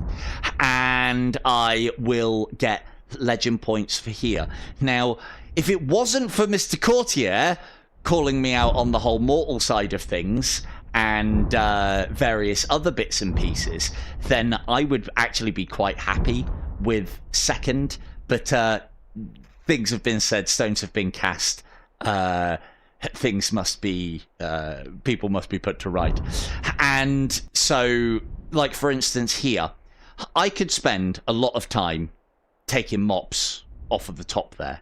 I'm not going to, and the reason being is because the difference between, as I have now learnt, the difference between second place and first place is not worth the time it would take to take it. I think there is a 10 legend point difference between first and second, and then second, third, fourth, fifth, sixth, seventh, eighth, ninth, 10th, it all goes down by 10, and then when you get to about 10, I think it's like, or it stops 10 at a time. It gets to about 950 at this point, and then it slowly trickles down to 900 by the time you get within the top 50. So the long and the short of it is, as long as I'm getting in the top 5, top 10, which I can do quite easily on every board, that's all I need to do, because I am here for volume. I am here for quantity, not quality. And the reason being is because if you look at my legend leaderboards, I need to get a shitload of legend points just to get up to the next rank. Now, why do we do that? And the reason being is simply skins. I have this to unlock, and I need to reach legend level 11 to get the noble precision, which should be a bow with the same sort of design, color scheme and heraldry as that, if it's even been made. So I don't care about these at level 12, but it'll probably keep me playing for another bloody season just to see what they do after this, because I've only once experienced a season where there weren't new things for us to unlock, and then they were there for us to unlock as the next season begun. So they're usually pretty good, but this game's, I mean, I'd say it's been abandoned, but every time I say that, they then do something new. So, as a general rule, if it has a thing here and a leaderboard associated with it, you get legend points for it. You get more points. Your score on the 3 main leaderboards, and this is still true, main mode bow, crossbow, and total Siege of Heaven, contribute the most to the final legend point score at the end of each season. So that is still true. However, it can take me an awful long time to get into the top 10 of the bow and the crossbow, whereas it takes me very little time to get into the top 10 of Mortal not so much, but Fletcher and Purist. And these are still worth good amounts of points. And again, I'll do what I can to get into the bow leaderboard side of things and the crossbow leaderboard side of things. The other thing that is worth looking at as well, so to re-emphasize again, each discipline, i.e. bow and crossbow, on each of those 4 categories. Standard is the most, and then Fletcher, Mortal, and Purist. Those are each individual leaderboards, and you will score on the bow and the crossbow on each. And as Weebs was saying, even if you suck on one discipline, and you're only concentrating on the other, it is worth literally picking that thing up and doing a run and getting as far as you can. You won't finish in the top 10 or top 100 or maybe even the top 1000, but you will definitely get legend points. I think the minimum that you can get legend points on a main run is 100. I don't think it can be lower than that. If you don't even pick up the crossbow and register a score, then I can guarantee you that you will get 0. So you might as well. So the other thing with Siege, as we have just read, the total, so you can see I'm just about in the top 5 here. The total is where you will get the most legend leader points for Siege of Heaven. But each one of these sub-leaderboards for each level also counts. Nowhere near as many legend points as you will get for the likes of a top 5 finish in, say, Fletcher or Mortal. I think it works out at about 2,000 for a main run for a first, or what it was last. 2,000 for a main run first. I think it is 1,000 for a sort of like sigil first, so Fletcher, Purist, or Mortal. Almost said runner then. You would also, I believe, get 2,000 for a total Siege of Heaven first. And then I think the top score on each of these is maybe 500 for a first. But it's on each and every single category. Most seasons, I make as much legend points from Siege of Heaven as I do from up there in Sanctuary. So let it be a warning to you. So again, to emphasize, it isn't just about score. It's also about the leaderboards for headshots and multi-kills and combo and time and cupids and distance and gap shot. And the other thing to note as well is a lot of people who play Siege of Heaven just play for score. That usually means that the score leaderboards are difficult to get high in, and the headshot leaderboards are difficult to get high in, and combos as well, because all 3 of these tie together, and I suppose cupids to a lesser extent as well. However, things like time, nobody speed runs any of these levels. So if you want to get a top 10 finish, here's where you try and do it, because nobody's trying to speed run all of these. So the bars are actually set quite low. Pianola and Sphilia fast. Those are fast times. But like, for instance, that's me picking up the bow and just trying to play it differently and going as fast as possible without too much effort. I could get first, I know the difference between first and third is negligible, so it is not worth me wasting my arm on, basically.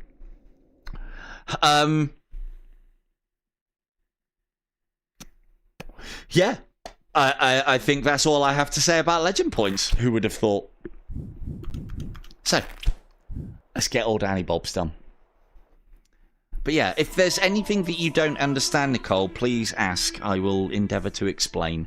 And again, for those of you who missed it or it didn't make sense or whatnot, I'll do a specific... What I will do when the season ends, providing I am live streaming that week.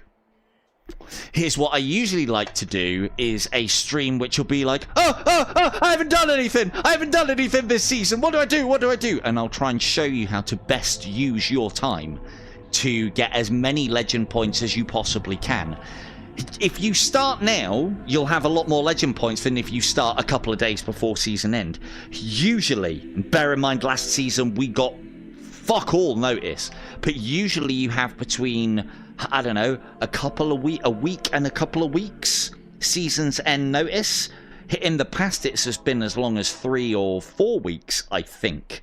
But yeah, I'm playing as if we're not going to get any notice again.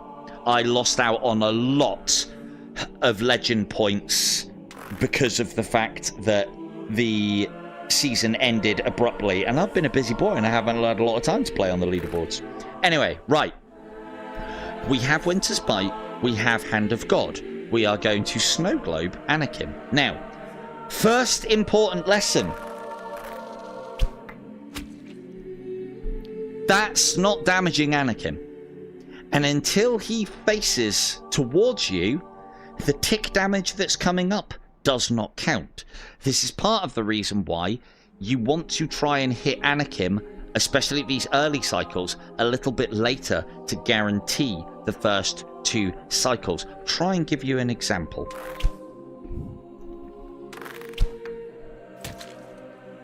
Note how... Oh no, so it's from when he starts turning. A lot of people will put... Yeah, nice one, Mr. Popo. A lot of people will put the Winter's Bite in him up there, thinking that it is doing damage as they land. It is taking effect, but the Winter's Bite isn't doing damage. It's only when you see the numbers springing out of him and the life bar going down is it actually doing damage. Here's the reason why at the later cycles we take volley 5. Oop. Because you can insta-KO frozen enemies by being really up close and personal with them. Now, that hasn't done as much. Let's get another one in him.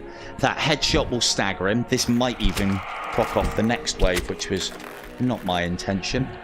So yeah, this is why you'll see higher level players take volley, because you can freeze these monks and then one-shot them reliably, as opposed to that. Now, if you imagine, knock another 10 cycles onto what we're doing now, and you can imagine, even with a Winter's Bite in, this takes like 20 shots to kill one of those guys, whereas if you have volley 3, or better yet, volley 5, it only takes 2 or 3 of those. Even when you start getting up to the silly cycles, those things are... like, you know, the volley 5s are negligible. It's going to take so long to kill things. And the problem with Anakim's taking on Anakim is the longer you are in a place, the longer you are standing still in a place doing a thing, the more time the big chap has to close in on you. So another thing that I will show you is the night lock. Now, this becomes more and more relevant the later... I'm using copious amounts of slow time, by the way. The night lock becomes more and more relevant to your play strategy the further and further you get into the game. When you get to about cycle 7 and onwards, it can sometimes be a better idea to go straight for the knights and kill them before doing anything else. And the reason being is, if we don't kill any abominations, but kill all the knights, they don't respawn. Et par exemple, up here, So we would freeze this guy. Imagine he is a Black Knight on, say, I don't know, cycle 20 or something. That's why we would use the volleys, to kill them incredibly quickly. Now, pay attention. If I do not kill anything else abomination-wise or ground troop-wise, normally this knight would spawn back in and around Anakim. Still hasn't. Ooh, that's getting a bit too close. Still hasn't. Now, the way that Anakim's spawning works is he will continually spawn abominations, and if they are within his troop set, I guess, and knights. Note how there is no knights spawning at this point. And the reason being is because we have killed them all. The reason why I think this works is there are too many of a kind of enemy on the field to allow it to spawn more. Because bear in mind, the knights can spawn up to 5. I think the rule of 17 is weird in Anakim's. The reason being is because at any time we might force the game to spawn up to 6 more enemies, i.e. his last amount of health. I think that's the reason why this works. Now, you'll also know I said if you don't kill any abominations, the knights won't come back. So let's kill an abomination and see what happens. Oh look, the knight hath spawned. I don't know if you can see that or not, but he has spawned. Now, what I think you can do, because I've always been able to successfully kill the knights, not kill the abominations, and then it go terribly wrong. I think if you let the maximum amount of abominations spawn again, so they get back up to maximum, and then kill all the knights, you in essence reset what's going on here. But let's experiment. Let's try. That's what we're here for. So I think that's the maximum amount of abominations on the field. The knight should respawn within about 5 to 10 seconds. No, it hasn't. It hasn't respawned. And again, I think it's to do with this rule of 17 that I keep banging on about. There can only be 17 enemies in the vicinity. But wait, there's only 1, 2, 3, 4, 5, 6, 7. But the thing is, the way that I would imagine this game is coded is there's the possibility that at any time I could spawn another 6 more with how the archers work. So there you go. Now, hello Beavers. Now, if I kill this one within seconds, within seconds, a knight should spawn. And so it hath. Now, the other thing to note as well, part of something that I do have a video on snow globing. It's a little bit out of date. We haven't actually been doing a lot of snow globing because that involves Winter's Bite and Hand of God. But, hello Sarah. So, one of the things that I found whilst I was doing the the snow globing video was I found out about this whole silver lining thing. I called it silver. I called it lining to begin with, and then I was like, oh, I might as well call it silver because it's me, right? So, but yeah, lining is what I usually refer to it as.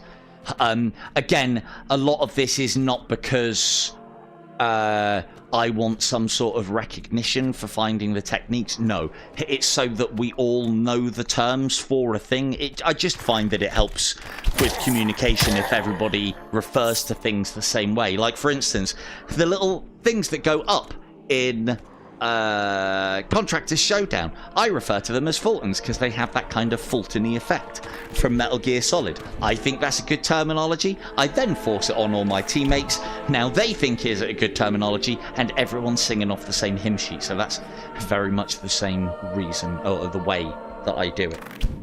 So what I found is that if you put yourself into a corner using the locomotion stick and then teleport into another corner whilst Anakim has turned and looking and heading towards you, he will go to where you were as opposed to where you are. we can use this to manipulate exactly where he goes. Like, for instance, normally, if he's locked onto me now, I'm just standing around in the middle. If I move up here, he will turn to face and he'll come up to me. Occasionally, he will actually go to where I was, but he should come up here. That's dangerous. Very dangerous. If I now go over here,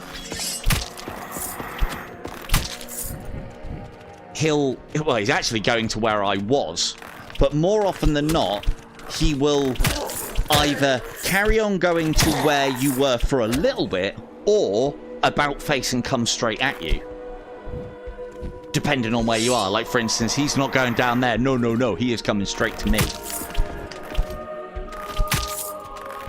I don't know why it happens, but the reason why I found it out is because old Beanie said, oh yeah, he follows you and tracks you based on his line of sight, which is why sometimes when you teleport away from him, you get out of his line of sight and he goes, bollocks, absolute bollocks, because I've tried that.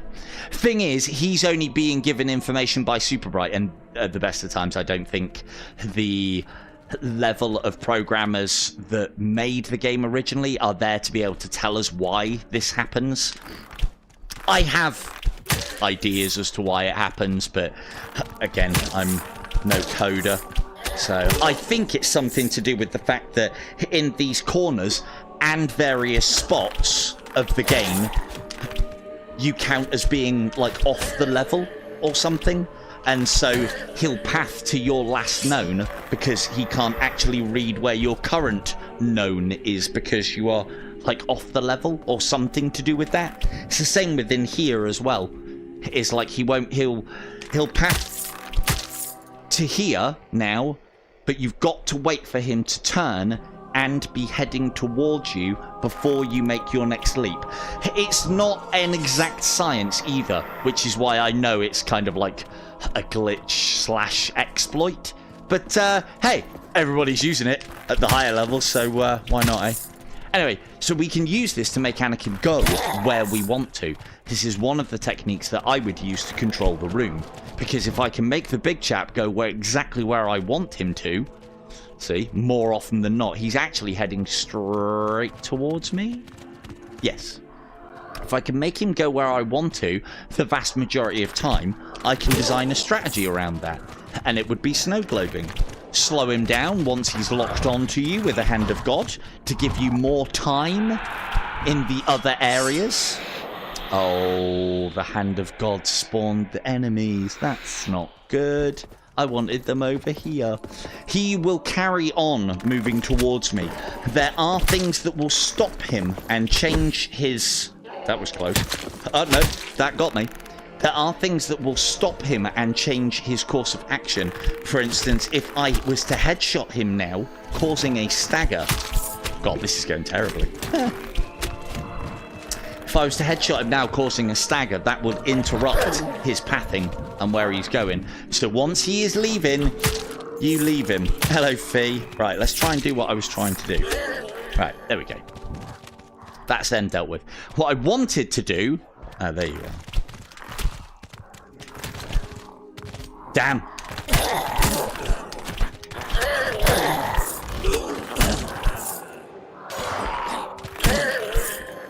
Ooh.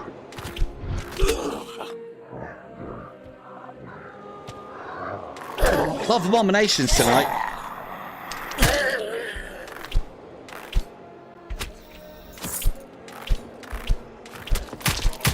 He's actually going to the other corner that I was just in. Would you look at that? Right, so let's wait for him to go over there and come towards us. Because I'm trying to explain a lot as I'm going, I'm not able to do this as perfectly as I would like. You want to see that, go and watch the, or better, watch the video. But the principle is, Hand of God him, Winter's Bite him, that should then do enough tick damage to him to spawn the next wave, which you then deal with more Winter's Bite.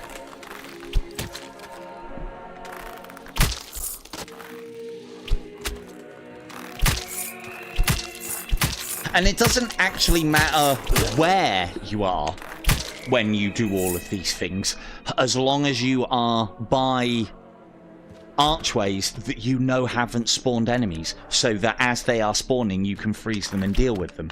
So as I said, you know, you could be like all the way up the top here, waiting for these archways to spawn. Now that's not a very good idea unless it is the first spawn, because if you are close to an archway and an enemy spawns in it, that one has been taken up, which means that enemies can't spawn in that one. They have to spawn in the next closest. So say for instance we triggered it now. I'll show you why this is an incredibly bad idea and might get me killed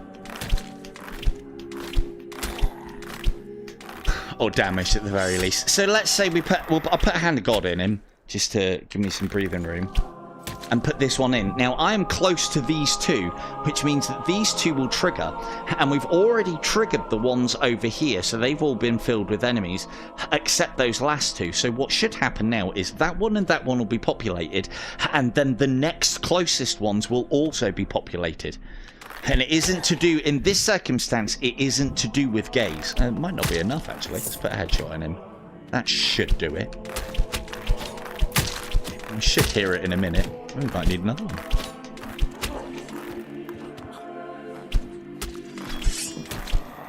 Not looking so hot over there, is he? That do it? No. Here we are. It did do it. No. Alright, so. One there. One here. Another one has teleported somewhere down here, and then there will be two that are unknown, and look how they were in. You can see where he's teleported from. It was in it's in that alcove over there, and then another one there. Oh, so this will be the last wave then, I think. I wasn't counting. I have lost count a long time ago. Never lose count. Always remember, have a good memory, not like me. Always remember the count. The reason why it's important to remember is when you get to this stage, where you know you've killed all the archers, you can then start harvesting the enemies, because you can get a little bit of extra gold and points out of them. You'll see that I've got them all. On that note as well, headshots on Anakim will always score points. Headshots on archers will always score points, regardless of whether you have rinsed all the enemies of all the foot soldiers, so to speak, of their points or not. They will always score. However, headshots on abominations are only scoring if gold pops out. You can see that I'm getting headshot gold from old Annie Bobs there. So yeah, messy, but hopefully I explained lots of things within that. Did we take damage? Yes, we did. Never mind. You can reach up and grab and hoover that one in up there as well. That is worth keeping and worth... Always make sure you remember about that one if you get to Anakim at full health and you take damage. I've forgotten about it plenty of times, and again, it's just 1 or potentially 2 health, but it can be enough to keep that run going a little bit longer. Right. So, you've seen why we now, because at later cycles, hopefully you can appreciate that that gets a lot harder. And the reason why it gets a lot harder is because enemies have a lot more health. It is bloody hot. Oh, I'm going to open my door. Now that we're in Paradise Lost, I'll get a draft in. Oh, immersion. So the simple reason... Oh, God, that's not helped with my tracking. 2 seconds. Nope, that's gone. That's just gone. Oh, there it goes. It just flew off. It just flew off. Right. So, part of the reason why we use Winter's Bite over Winter's Bite 3. Winter's Bite times 3 fires a spread of arrows. Normally, this would be really good because remember what I was saying about volley. multiple arrows close, they all go in the head. The one thing that Winter's Bite is actually an incredibly weak hitting arrow. All of its damage comes from the tick damage.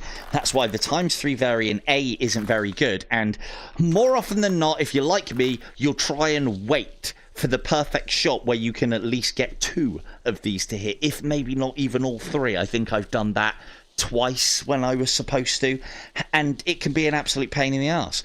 I actually fire most of my arrows this way, so more often than not I'm only ever going to hit one enemy anyway.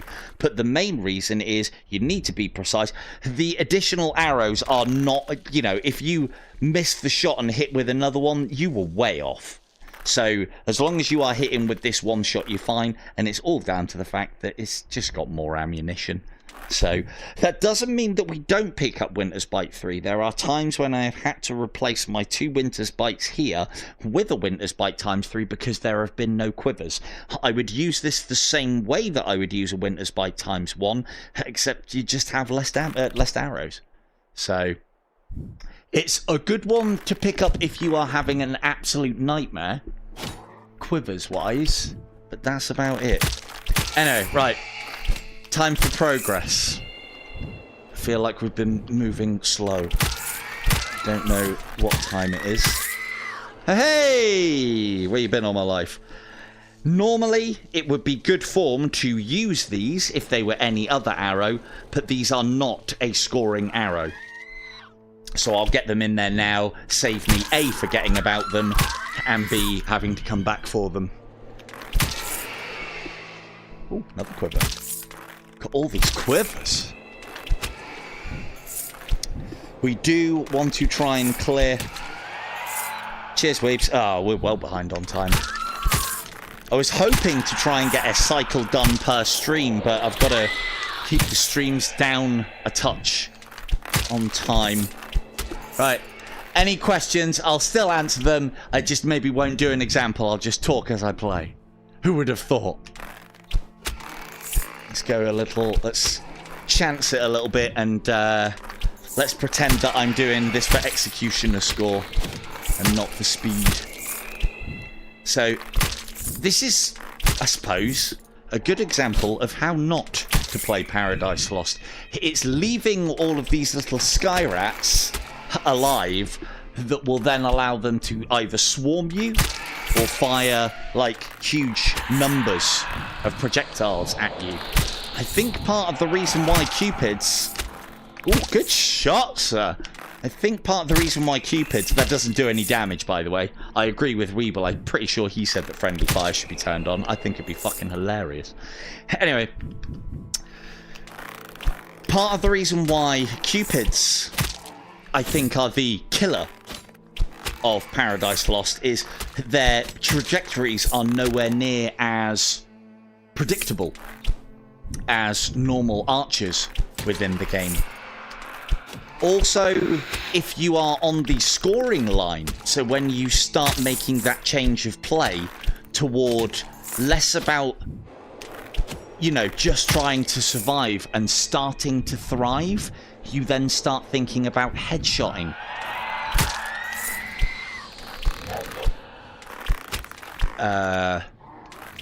Cupids. I've been calling them orphans. Can't think. You think about headshotting orphans, and that in itself is a danger because that then gives them more time to fire at you. A lot of the time, the headshot is very... Look, even I'm trying, I can't quite get it. And it leads to things happening whilst you're trying to get those headshots. It leads to problems. So my advice would be, if you can regularly hit them, happy days. If you can't, get closer. And if it's really bad, don't even bother, just body shot them. You have my permission to body shot Cupids. Or even use special arrows on them. But this is, I suppose, the difference between somebody who plays with Tempests and somebody who doesn't. Or somebody who plays with special arrows to stay alive or, you know, to get levels done. Is... like, Tempests are what you would use here down these long corridors to kill lots of Cupids and do it quickly before they can swarm up on you and start firing. Whereas if you can reliably hit body shots at those distances, hell, I don't even think the top players can reliably hit Cupid headshots at those extreme distances. Ooh, that was close.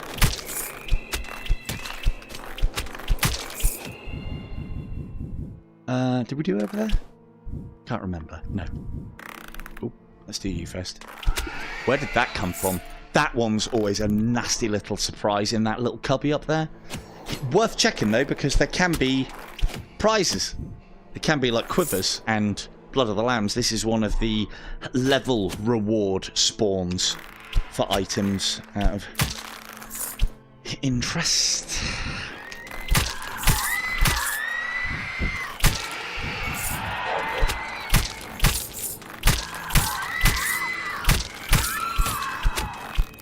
Spawning in from nowhere, yeah, spoil my immersion.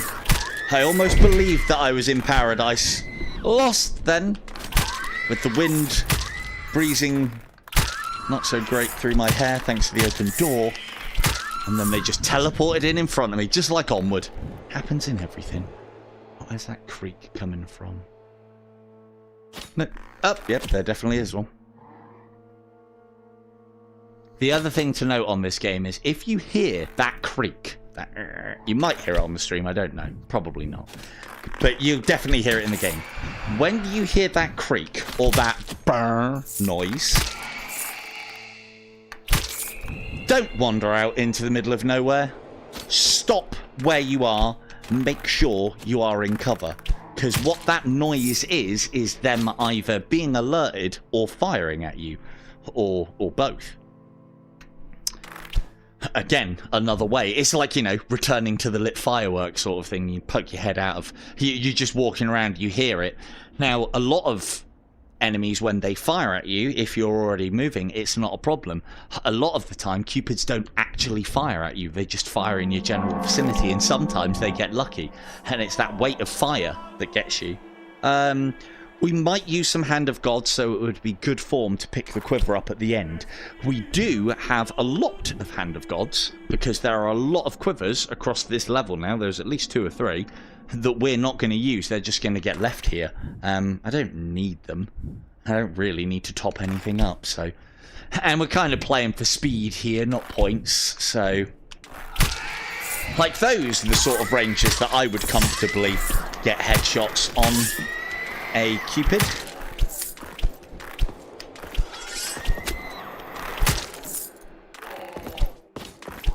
Oh, I went through his head.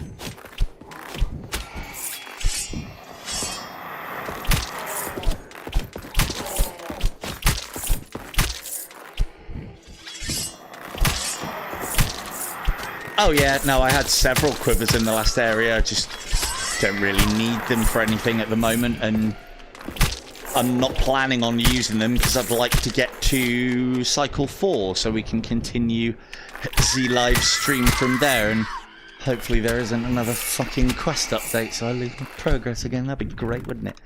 As I said, Divine Sight are a great arrow for clearing the skies. Don't do what I'm doing here where I'm rapidly moving about the place. It will get you killed, or at the very least damaged. But we are playing for speed and points here. Although, for where I find myself, again, you can get away with what I just did at the lower cycles. Especially if your slow time is very good, you can get away with it at the very high cycles as well. But you don't really want to be playing like that. I think we've spoke... Oh, hello. I think we've spoke about playing Paradise Lost top-down. You're just ruining my immersion. Where were you? You weren't there a minute ago. Where did you come from? Have some arrows. So, playing top... Guys, there are more. Playing top-down is worth... Jeez, They're not spawning in either, because if they were spawning in, there would be like a little black puff of smoke.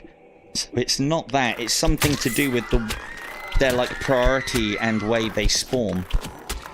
But this is advantageous to us, fighting from the top down. Why? Crenellations. This is kind of what they're designed for, offering us cover whilst still being able to shoot. Don't have to be crenellations here for you to be able to do this. Just fighting top down, as I've shown you earlier, has advantages in itself if you can reduce your hitbox to the enemy. So like, these ones will teleport up to get me though. I think I've alerted the entire level and it's all coming up. And it's nice. So note as well where they're teleporting. They're trying to teleport up to my level, first and foremost. And although over there is kind of like right on the peripheries of my vision, it is still considered within my vision. Even possibly slightly out of it. But they will teleport to you there. So good old knights though, they won't. But this can be a good place to fight from. Because as I said, we've got cover.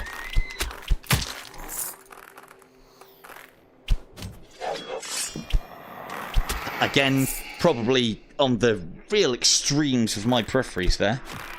But this is another reason why slow time can be really good as well. When something teleports, you'll see the little line of their teleport and where their action is taking them. So, right, that's looking like that's done. Anything here?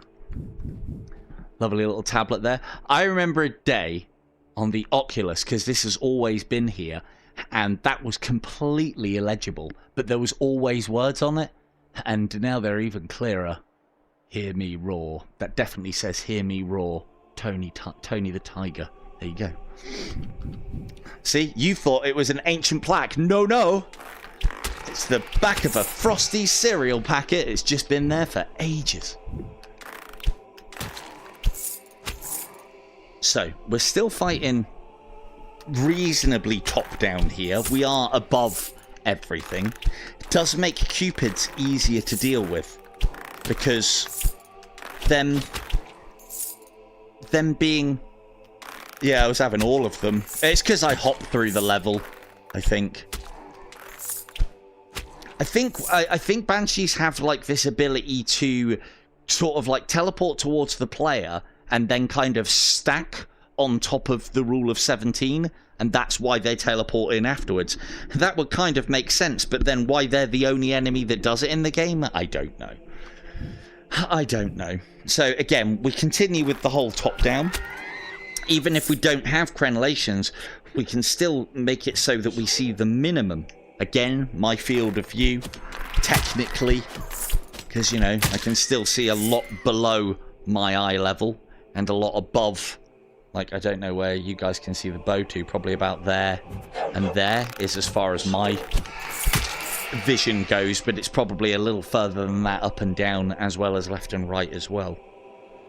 So, and the other thing that we can do is we can alert them from up here, knowing that they're going to teleport to kind of our eye line. Not all enemies will do that. Some will attempt to. They always want to teleport to within your line of sight. A lot of the time, they won't teleport, like, up onto crenellations or something. They can go up onto roofs though. They need to teleport to your line of sight and showing enough of themselves off to do it. Also, with archers, when you're thinking about the whole teleport trapping that we were doing earlier, another important factor that I didn't mention earlier was that you need to give them space. With Banshees, they will literally teleport onto you, even if they're going to teleport there, and that's the wall. They will teleport right in your face. They do try and give you that kind of jump scare. Whereas archers won't. If you do that, they won't teleport to this spot. They'll then pick somewhere. And the reason being is archers are a ranged combatant, so they want a distance between you and them before they start firing, and that's why they will teleport a good, I don't know, what's that, me lying down? And then maybe again, a good, like, they want a good 6, 9, maybe 10 meters between you and them. And that's why they'll always teleport there. If they do teleport closer, it's probably because they've chosen where to teleport and you moved, and then they've teleported in at the same time. So...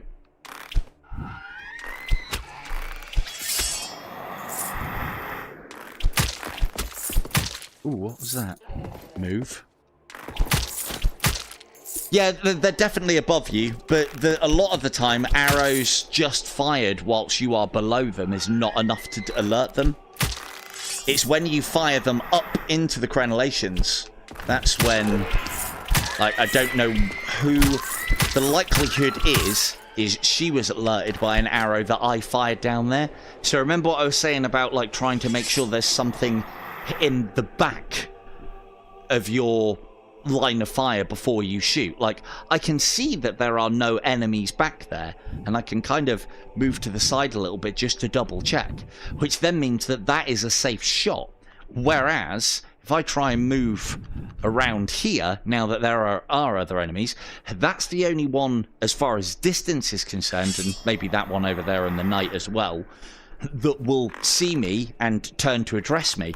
If I take this shot here and down him, that's him done with, and it doesn't alert any of his buddies. If I... Oh, and you. If I was to take that shot and miss it, I have now just created a world of hurt for myself, because I've alerted that one, probably that one as well. And this is how you get quite easily swarmed on Paradise Lost, and part of the reason why it is a very hard level, because you not really watching too much or not thinking too much about where your arrow's going. Even that was a dangerous shot. As long as you are capable of hitting your shots, then this doesn't matter. But for instance, that guy there, if I'd have missed him, it would have alerted pretty much everything. Down there. Face pulling? Woo. Where are you going? See, most of the time, that neither of those arrows were actually going to hit me. This is why, more often than not, Cupids shoot at you and they've missed. It's your movement afterwards and the sheer weight of fire that usually gets you. What did you say, Weebs? Face pulling? I mean, I can pull faces. I don't even know what face pulling is. What do you... explain face pulling?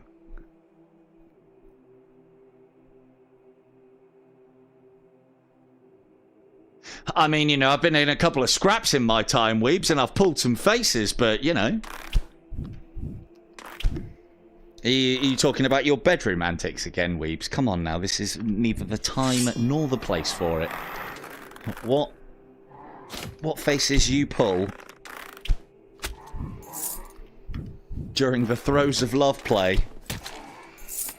I don't think is a relevant subject to the greater issue at hand, which is, of course, IDU. You know what? Let's take those. I want volley 5. So that's almost as good as volley 5 with the added effect of we've got a little bit of homing there.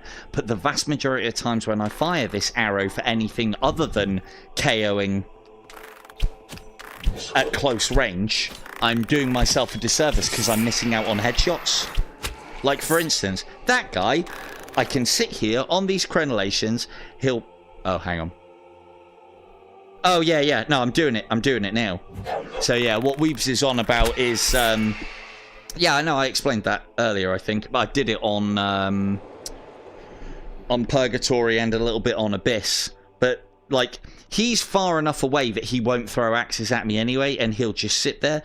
If he was a bit closer, and I made him basically like that, he will just stop chucking axes, even if he's close enough to do so. He isn't at the moment. Now, I can hit that headshot quite easily. The reason why I shouldn't use a Divine Sight is there's a possibility that those might hit the head like they did, but there's just as much probability that they will hit body shots and kill him. And of course, those headshots score as points. The body shots do not. Again, like with Tempest, if you fire from above, usually a lot of the time they've got nowhere else to go. this is one way that you can construct extremely long-range headshots and score for them. But then, you know, so I got one headshot at a reasonably good distance there and would have got the points for it. However, the thing that it killed over there, which was a Cupid, and the damage that it did to that guy, scored me nothing. So that's not quite as great. And I think it did some damage to this guy as well. So all of that is not optimal. So this is, again though, like, you know, when you're at the earlier stages, use the special arrows. The one thing I will never tell anybody is like, oh yeah, you know, you shouldn't be using this, you shouldn't be using that, you shouldn't be using the other. Nearly all special arrows, except Unholy Wind, have some, and even, well, no, definitely except Holy Wind, have some sort of practical application or can be applied to do something. Granted, a lot of the time something else is better. Like, for instance, most newer players, or average players, I would have said, or no, newer, not veteran. Veteran is like after, new. Seasoned, let's say seasoned, because I think veteran is over seasoned. Most seasoned players would be like, Cat 5, what? Why are you leaving that? And the reason being is because this basically does more damage. I don't need the explosions, I don't need the slow time, and this up close in some... Oh, for fuck's sake. If I can even grab it, this up close in something's face will do more damage in total than all 5 of those plus the explosions, I think. Volley 5 definitely, Divine Sight times 5, I think so. And then this also has more utility, again, if you're one of these like seasoned or newer players, has more utility, and you can fire that off in those oh shit moments. There is a quiver here. That is an extreme waste, but I'll take it anyway. There you go. Never pick up a quiver and put it into something that is already filled, unless you are at the end of the level and you are not returning. So that would also count for, like, you know, these things as well. Only pick them up when you have emptied or you have done the level. So, and that includes the pits as well. It's always nice to either go into a pit fully stacked, but it is better to use what you have in the pit and then come out and back to full again. Arrow management is a massive thing within this game as you get further. The better your arrow management can be with whatever it is, I'm not being derogatory, but whatever training wheels it is that you are using up until the point where you have these bits and pieces that I've got, you know, the more you can have and the longer you can have them, the further you can get, because the more you can take on and the more you can do. Could Hand of God this cat, but we're not going to. This is, and so I'll show you why Hand of God is so useful. So normally we would, you know, we want to shoot him at that sort of range because that scores us actually quite decent points. But he doesn't stay there for very long, and then he dives down at us, and then we're doing this here, and these are just short range headshots. So they're worth about 250, 300 points each. Thanks, Vaughn. No, probably not. So what we're going to do here is we're going to wait for him to get really far away and Hand of God him. And that allows me to chuck loads and loads of headshots in him before the fireballs are sent off. Yeah, nice one, Weebs. I'm sorry to hear about that, but yeah, nice one. Thanks for joining us. And then Hand of God, he's still sat there. And he will sit there in that bubble for quite some time. And we can just get all the headshots. I've literally used one Hand of God, and I probably scored, I'm not looking, but I probably scored quite well out of old Gabriel then as well. And we didn't lose any life. It's a reasonably stand-up job. Got all of these Blood of the Lambs. Absolutely disgusting. And yeah. Oh. Just for KT, because she knows that I always make these shots. Every time. First time. 60% of the time, every time. Yes! There you go, Kim. First time, every time. 100% record, retiring undefeated champion. Good night. It is genuinely worth practicing that shot, because there have been tournaments that I've been where if you can make that shot, you can exit the level faster than somebody who can't. Because as soon as you've killed the boss, if you can get up there and make that shot, the portal is always there. The land that you can land on around it, although it is there, is not. I've hit it before. It's probably just the first time I've hit it the first time, so... Well, there we go. Shut up, Kim. All right. But anyway, right. Where's my drink? I am gasping. Damn it. 2 seconds.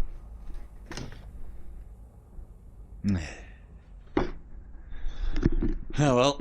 Looks like water is for the weak tonight. Oh, 2 seconds. Yep, thank you. I'll do a quick battery check.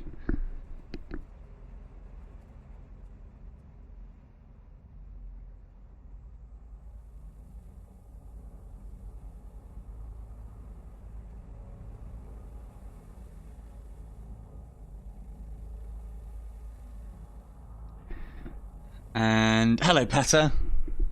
How we doing? Just make sure my microphone is working. Just having my drink rustled up for me. Right.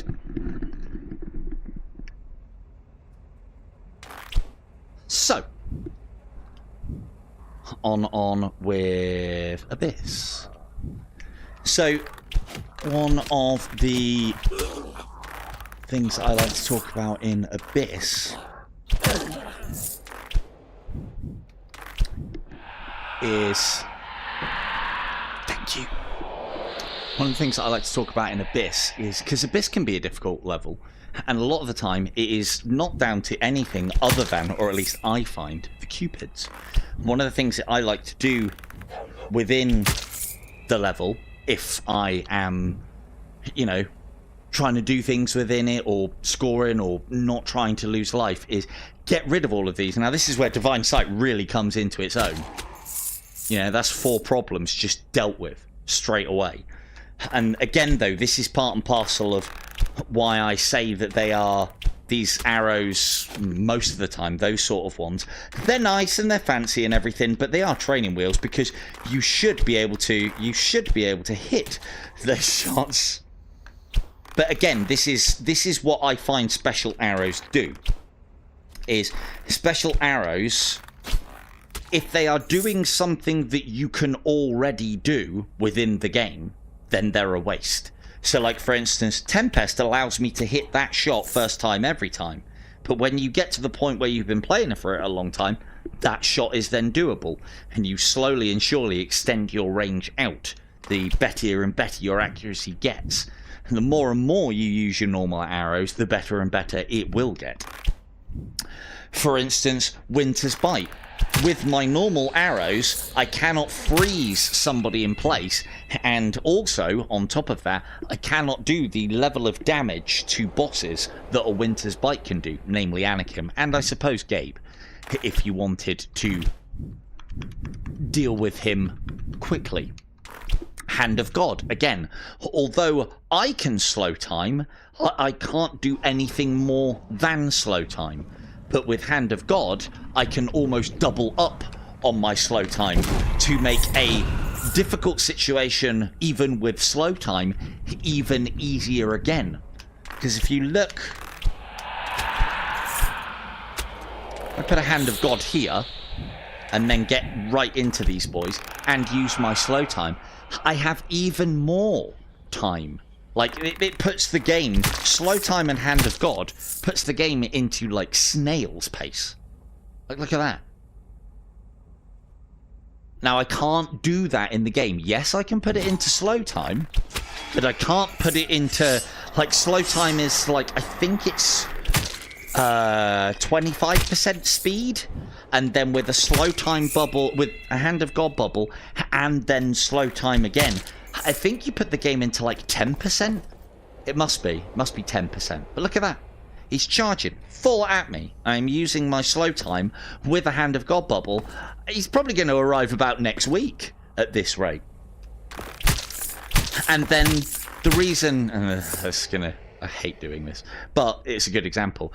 And then at these later cycles, when someone like this is breathing down my neck and I've got cupids that I need to deal with and all sorts of other bits and pieces all over the show, and I just want to kill him quickly, 2,255 damage. Close range headshot. With volley 5 that goes up to 3,000. So that's what this is for. Now, yes, I can do that level of damage, but I can't do that level of damage that quickly, and that's what you need this for later. So these are all late game arrows, but they all have applications all the way through the game. It is important that you don't just go straight for these and start using them, but the sooner you do it, if you are getting to the sort of like, I don't know, cycle... When you're starting to get to these sort of levels, cycle 4, cycle 5, cycle 6, cycle 7, that's when you need to start saying bye-bye to your favourite arrows and start equipping the ones that I'm talking about. Little known factor, shield. I wish it was really easy to bounce those into enemies for trick shots. It isn't. You do get a bonus amount of gold for killing an enemy with a flaming skull explosion. Oh, my right hand seems to have disappeared. Pro controller tracking, ladies and gents. Come on.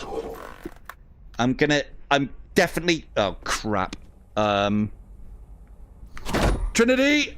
Help! Oh, I've got my arm back. There we go. Cool. That was good. So... Like, yeah, slow time. Look at this. That would normally be a threat to most players. Even in, well, maybe not in slow time, but that is definitely a threat. And I can leave this Jason and the Argonauts looking scene for quite some time before I have to do anything. And then the other thing to note as well, oh, look at this, look at the placement of those arrows right between the fucking eyes. So the other thing to note as well is, although I'm putting the world into slow time, to the enemy I am moving incredibly quickly, like the Flash. So if you need that little bit of impetus, there it is, to make use of things like slow time and such. As I said as well, you can play the game without all of these arrows, but there is a reason why every player in the top 10 is using them. Probably probably more than top 10 actually, at the later cycles anyway.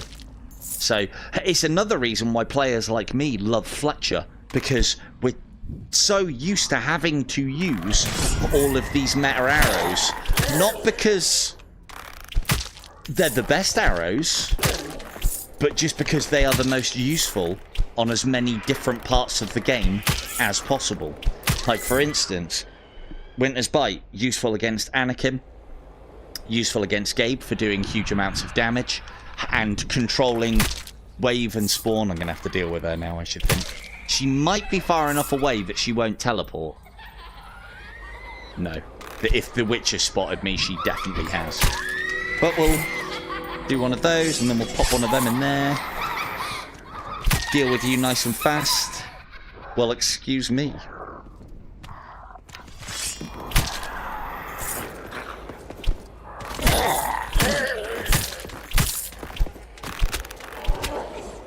Where's that? Can't even see that. So, oh, there. Yeah, of course. See, this is classic Cupid play. Don't take the Cupids out first, and they're like round these little fucking stupid corners. That's how the Cupids get you. See, now I can deal with... I mean, this is bad play, but I can deal with other threats.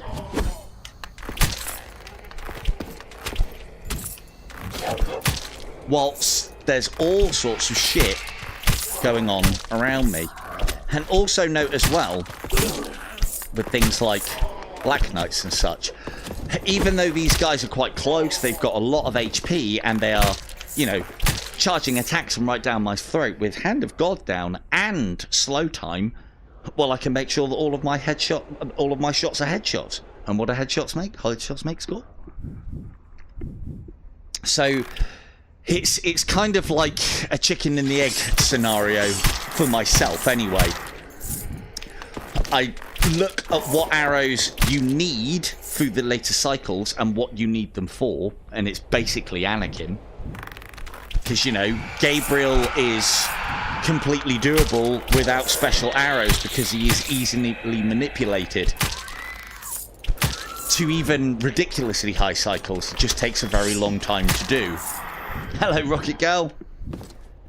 That's Stacy, yeah. Hey, Stace. Yeah, good, thanks.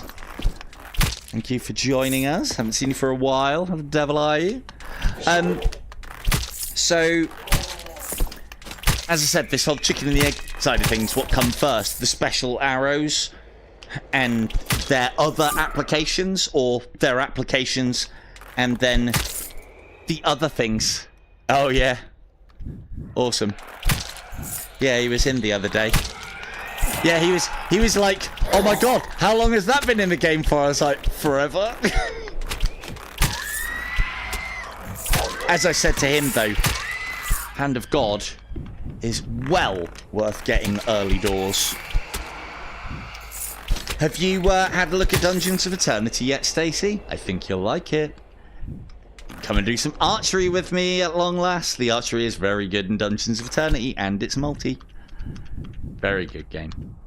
So yeah, what came first? The layout of arrows for the bosses that they can be dealt with, or, you know, how you can use them for other things? Well, for me, it was, I need Winter's Bite for Anakim to do all the damage, and to also crowd control archers at those really high level cycles.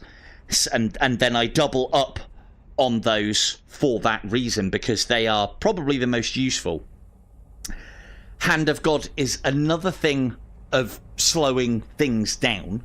So again, another way of crowd control, but without doing us over on points.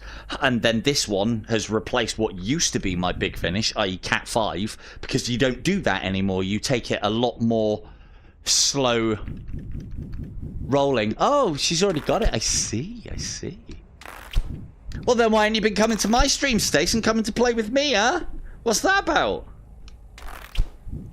We will hopefully be doing some more streams of the old Dungeons of Eternity sooner rather than later.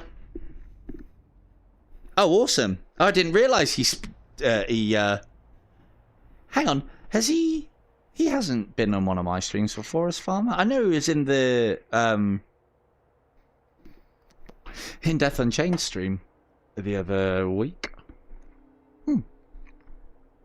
I'll have to get him on the stream then at some point, I would imagine.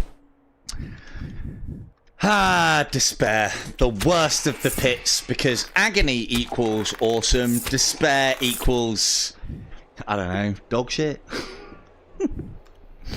The reason why despair is not as good a pit objectively. One, it's not as good for scoring.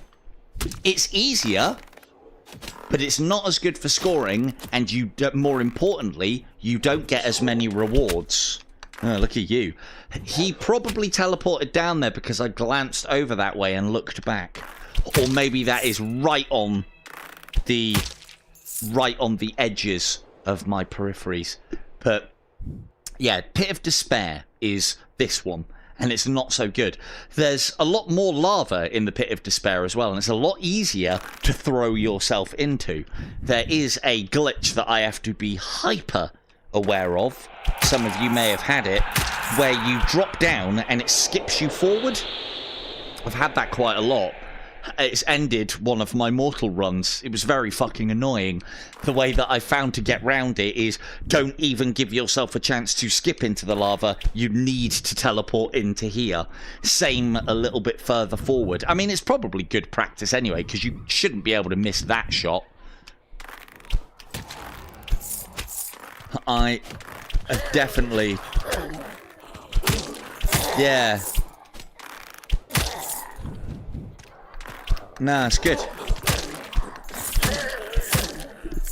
Yeah, I mean, it's one of the things I might... 8 PM seems to be best for the vast majority of people, but there's a possibility that I might start making it earlier as things change at home for me. So I might make it 6 PM, but then the problem is that makes it probably a more reasonable time for the UK audience, but even earlier for the American audience. So I don't even know if that's better or worse, really. I think 8 PM's a good time. I haven't really had any complaints. So the other thing to note with this pit as well is it is still a pit. So we do want to try and get as many headshots as we can. Why? Because the points on offer here are worth 2.5 times. Why? Because it's a pit. I know Von doesn't know what those are, but it's still worth 2.5 times the points. So it is worth taking the time to line up those headshots. Oh. They are quite difficult to use, the old two-handers. So yeah, we want to be making the headshots. Again, Despair works the same as Agony. You have to kill a certain amount of enemies before that incubi, which is the Guardian, becomes real. At the moment, you'll see that we can shoot him, and he makes a noise. He makes the noise of an arrow going into him. But if we get a bit closer, we will see that he is made of stone. And so he cannot be damaged. Oh god, where's she gone? There she is. This, and again, what I want to do is this. Because they're all worth 2.5 times headshots. And it's all worth gold as well. You'll see springing out because the gold that you get from a Dolphin is double the lowest amount that you can get from a headshot on a normal enemy. So this is what we want to be doing. Yes, we could one-shot KO with this, but this isn't that much more difficult and scores us points. Yes, I can do it without Hand of God, but it's another reason for Hand of God. Just to trap enemies in place so that you can make sure that you get the headshots on them. Oh, look at this sneaky boy. Yeah, apparently so. And functional, I'll have you know. Never had any complaints. So again, note how Incubi is still not up, which is actually quite weird. I mean, to be fair, I haven't killed a lot of the... And there he goes. See him turn from stone to flesh. Right before your eyes.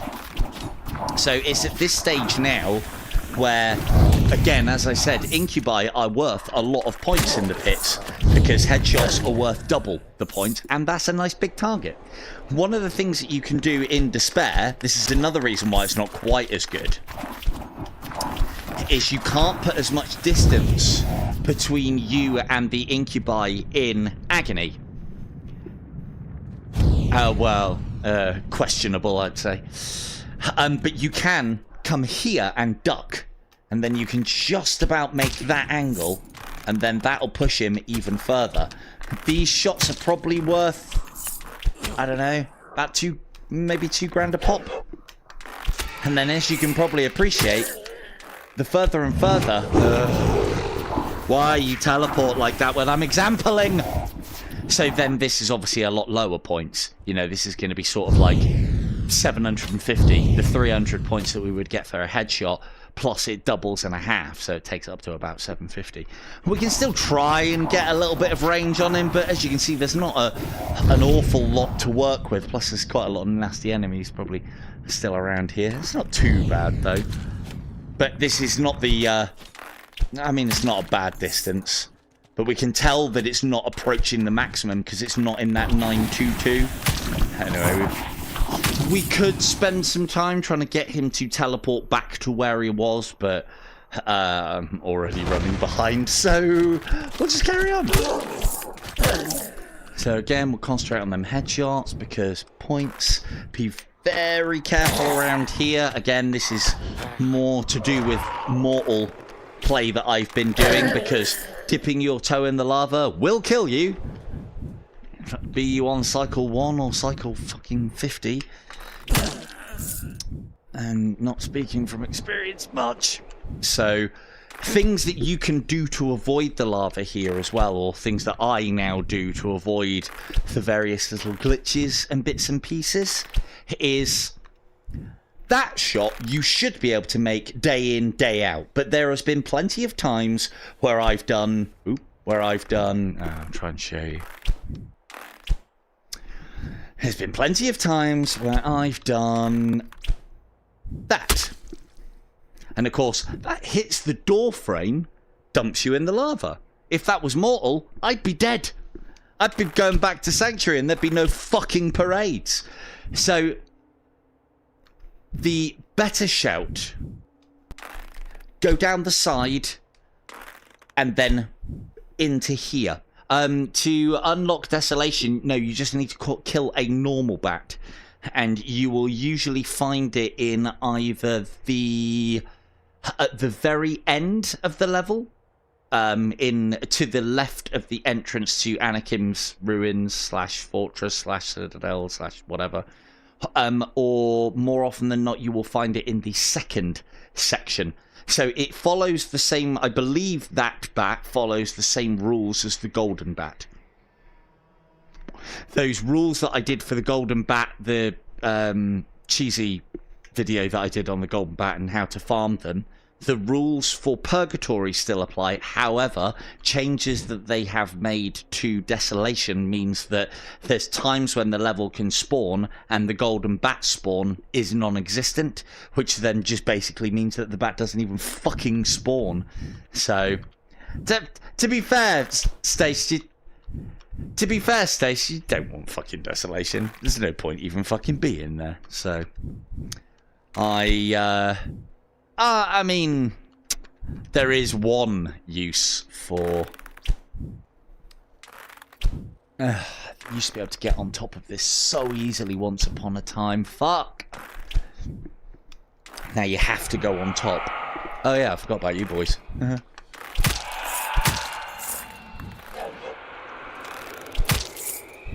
It's actually a bit of something that I sometimes do on Fletcher. So note how normally I would do at this range about 450 damage. If I dip a toe in the lava and then hit him, note how I do 1,735 damage. And the reason why that damage is 300 times or 200 and a bit times, no, it's 2 times more than normal damage, is because you do more damage after taking a hit. That is with all special arrows as well as your normal arrow as well. Not a great strategy to play by, if I'm honest with you, because, you know, life is precious. But there's been times on Fletcher where I'm at a very high cycle and there is health there and I'm at full health. And you can dip your toe into lava and then that will make my KOing arrow for an orphan in Fletcher, if you've seen what I do in orphan, it will then make it do even more damage, because the whole point of killing the orphans in Fletcher is to do them in one. So, right, we're not coming back up here, so we ignore the rule of, you know, always empty a quiver before you pick up a new one. I was thinking quite a bit. It's funny you mention, actually, because I was thinking, having been interacting a fair bit with Desolation recently, I don't want to spoil it for Laurent. I really don't, because, you know, he is catching me, or I am chasing him on Mortal, and yeah, I don't want to unveil the techniques. Normally I would, but when I am in direct competition with somebody, you can get fucked if you think I'm going to tell them exactly what I'm doing. So, for a season, at least, anyway, I've pushed the technique that Camille kind of came up with. And, yeah, I'll have my first in this life or the next. And, hello, Big Shots. How we doing? But, yeah, I shall, share some of the Mortal strategies and techniques after I take first place on the crossbow and get that solidified for next season. strange, isn't it? As I said earlier about legend points, the difference between first and second is minuscule. And the amount of time that it is taking me to get my score together to be able to overtake Laurent is silicone, basically. But I'll still do it. Oh, yeah, KT's in there somewhere.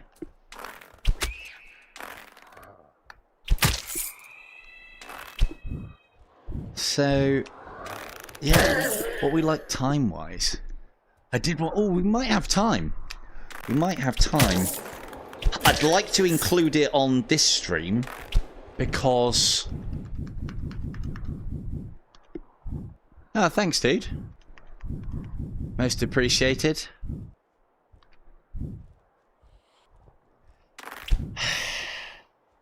Very.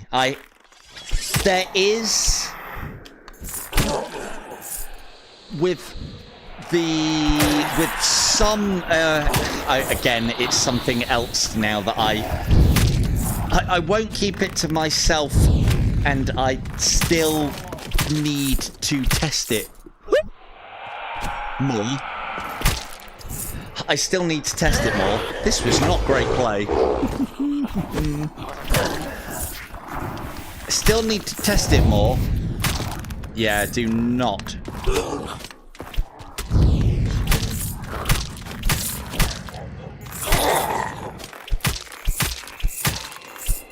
Oh, that was an arrow. There we go. I usually... Oh, God. I usually have such a good strategy for taking this down without any panic, but I'd like some time to play something of my own accord. Yeah, I wanted to try and show off my Fletcher strategy for Keith. So we'll probably do that at the end of the stream, just so I can show the principles. Yeah, man, this is a great one. I think this one is in that summer sale as well at 30% off, which is... It's one hell of a price for the game that you're getting. Especially if you can get into the competitive scene of this. It's one of my first big... It is on PC VR, but the PC VR version is a quarter of the game that this one is. It's actually been... Excuse me. It's actually been done by a different developer, not the ones that bought the license and rights to do this one.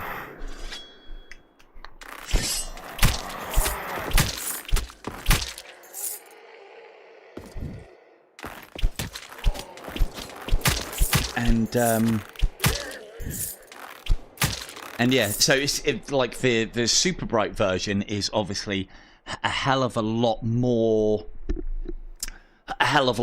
game to it. It's one of the things that I may try and do, but summer is probably not a good time for it, is I may go back and revisit in-depth PC VR. I know I don't play a lot of PC VR games, but I do occasionally make an exception. I may actually go back and revisit that one and see how it works on the old Quest 3, because part and parcel of the problem with the old IDU is the tracking, in that it's a little bit all over the place. And now not only do we have the better tracking Quest 3, but we've also got the even better tracking Pros. It'd be quite nice. Weeble is always asking me to try and justify him getting the Pros, basically.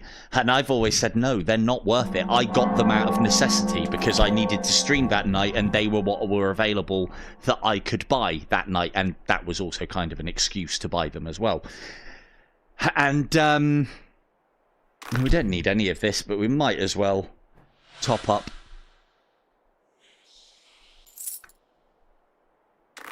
Oh, Onward, definitely.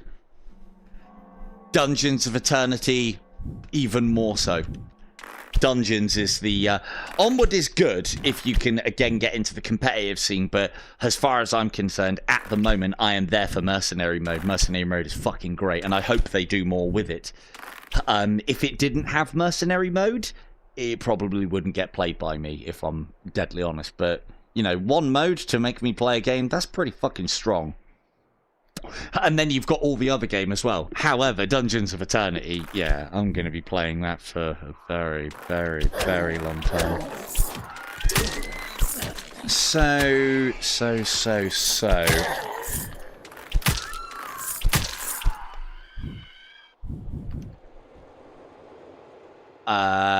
Not great, as it happens, Petter, because we had a little bit of a problem at the start. So I kind of rooftop hopped through Paradise Lost 2 and Abyss 2. So basically I reloaded, or I put my profile on, and I was a few levels behind where I was. And I think it's down to the recent quest update. Again, it wouldn't be the first time. So, yeah, this should have probably... I've missed basically I can't even speak for it because I don't know what save this is. I just know that we've kind of picked this one up and we're running with it based on where I was last time. So, my performance in Cycle 3 has been good. My performance in Cycle 2 was not, because I skipped quite large chunks of it. And I don't know. I think we started off at Paradise Lost 2 with 500,000. So, not very good. I should, by the end of... What are we on? We're on Cycle 3 at the moment, going into Cycle 4. I should be finishing on about 2.5 million. So, yeah, this score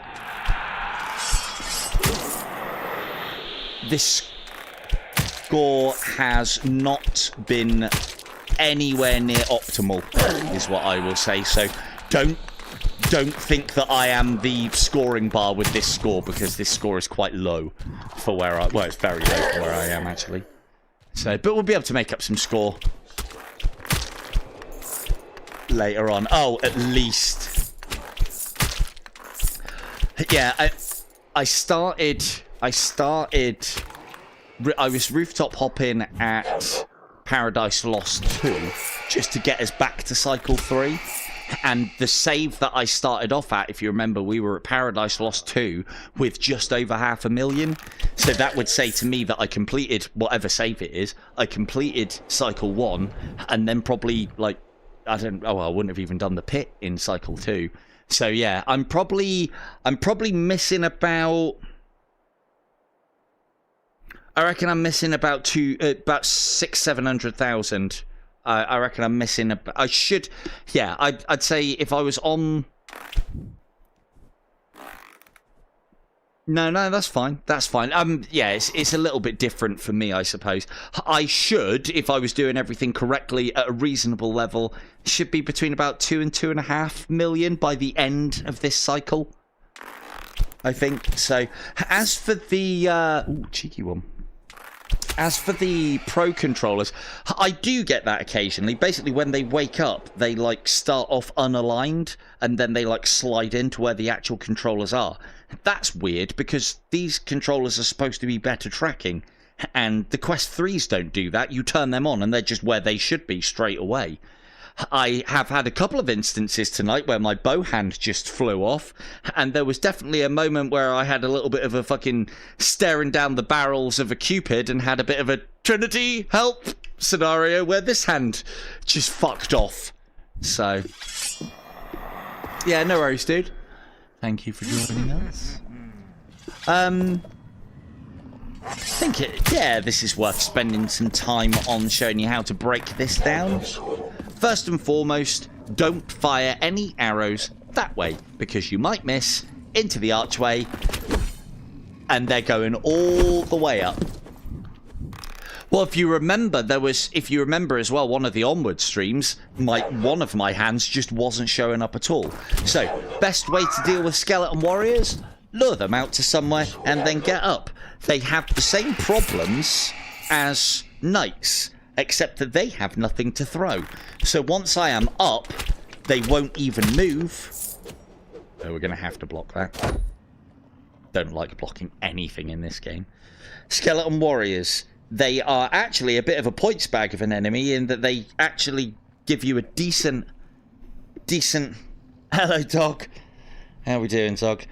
So they're actually worth a decent amount of gold for the kill.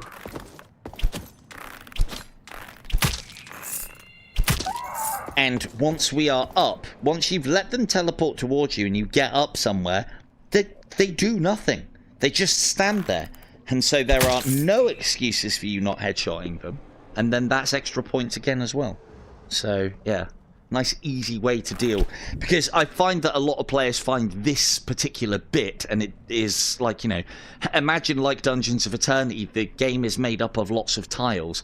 All of those tiles are then put together a specific way. It's why you'll see the same tiles repeated, but just spun and moved around.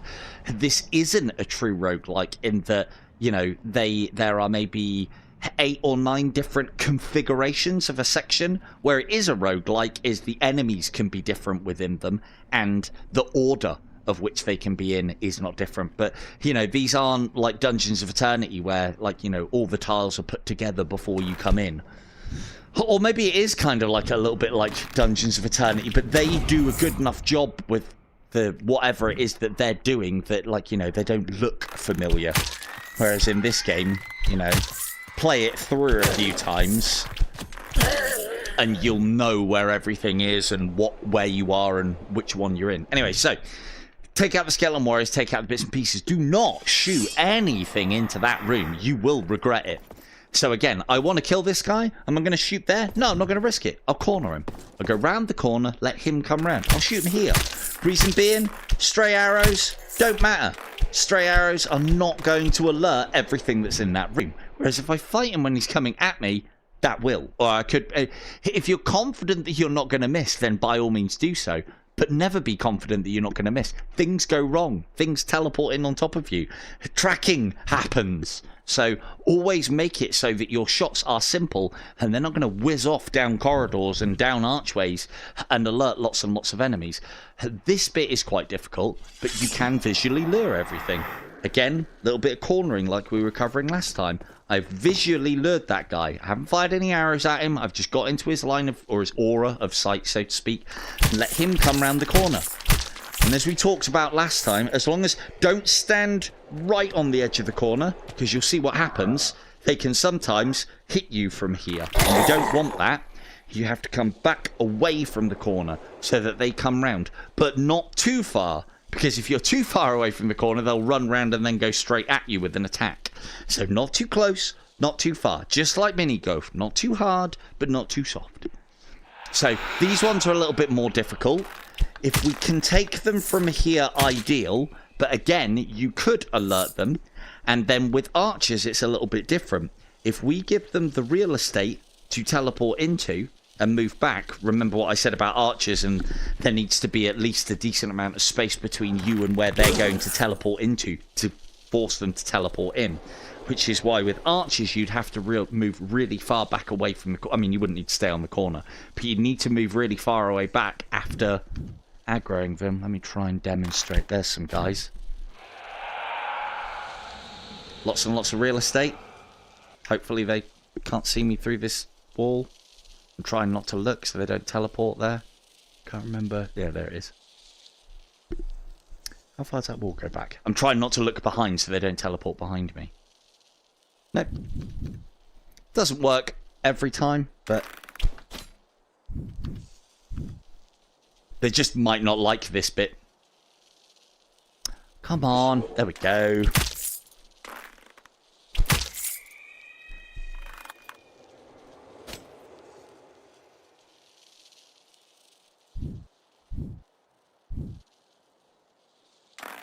And this guy doesn't want to play, so we'll just end him.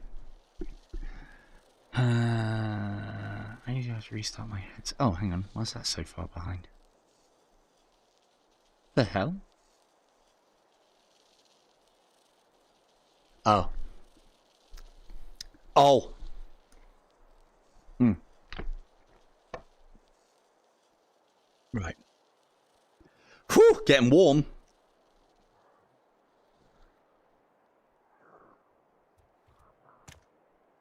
Yeah, she's not wrong. She's not wrong. It does take a lot of time away. So we cleared this corridor. We can potentially visually alert ones down this one. But again, I don't want to fire any arrows through that archway. It will alert a room full of nastiness. We pull them away. We probably don't even want to engage him here. Because again, a miss might whiz down that archway and alert more enemies. Now here, that's good, because even if we miss, there isn't anything out there to alert. And so we can just simply deal with that one problem. You might find that the occasional archer might wander to this archway as well, but basically we want to get past that, and we're basically dealing with everything around the outside here before we go in. Now, this part is particularly difficult. Ideally, what we want to do is deal with the archers and corner.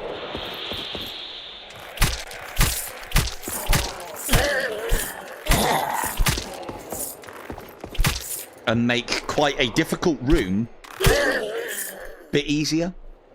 And again, you don't have to...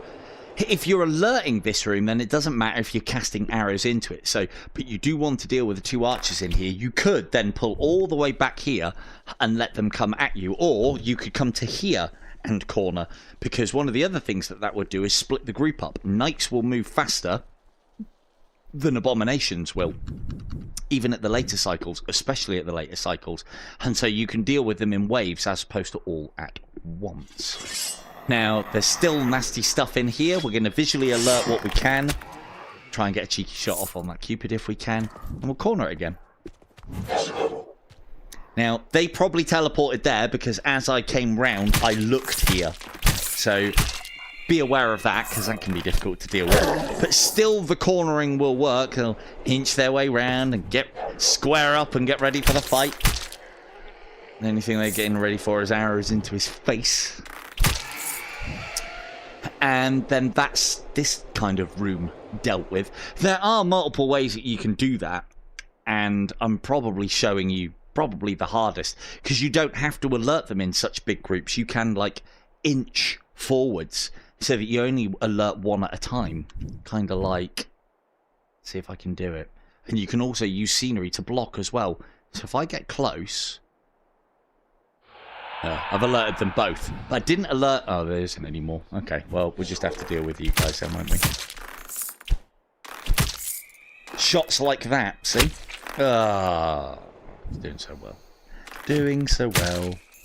Yeah, minus 2,670, because that was the next hit after taking a hit. Again, we're alright on damage. I don't need to worry too much. So... But again, that was me. What I should have done... Teleported there and shot them from here. Note the wall behind. Don't want to shoot them from here because then I would be shooting arrows into that room. Now what we can do is we can do a little bit more work in here by luring knights out and cornering them. Thank you very much. How many arrows would you like? 1, 2, 3, 4, 5, 6. Lovely. What about you, sir? Could I interest you in some arrows?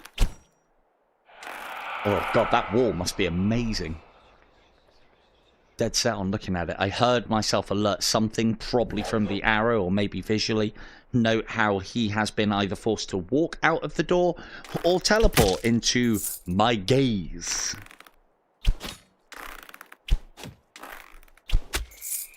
Lovely. Wish that second one would have been a headshot. That would have been great. Are you still going to look at that wall? Hi, yeah, you. Headshot should wake him up if I can get the angle. There we go. There he is. There he is.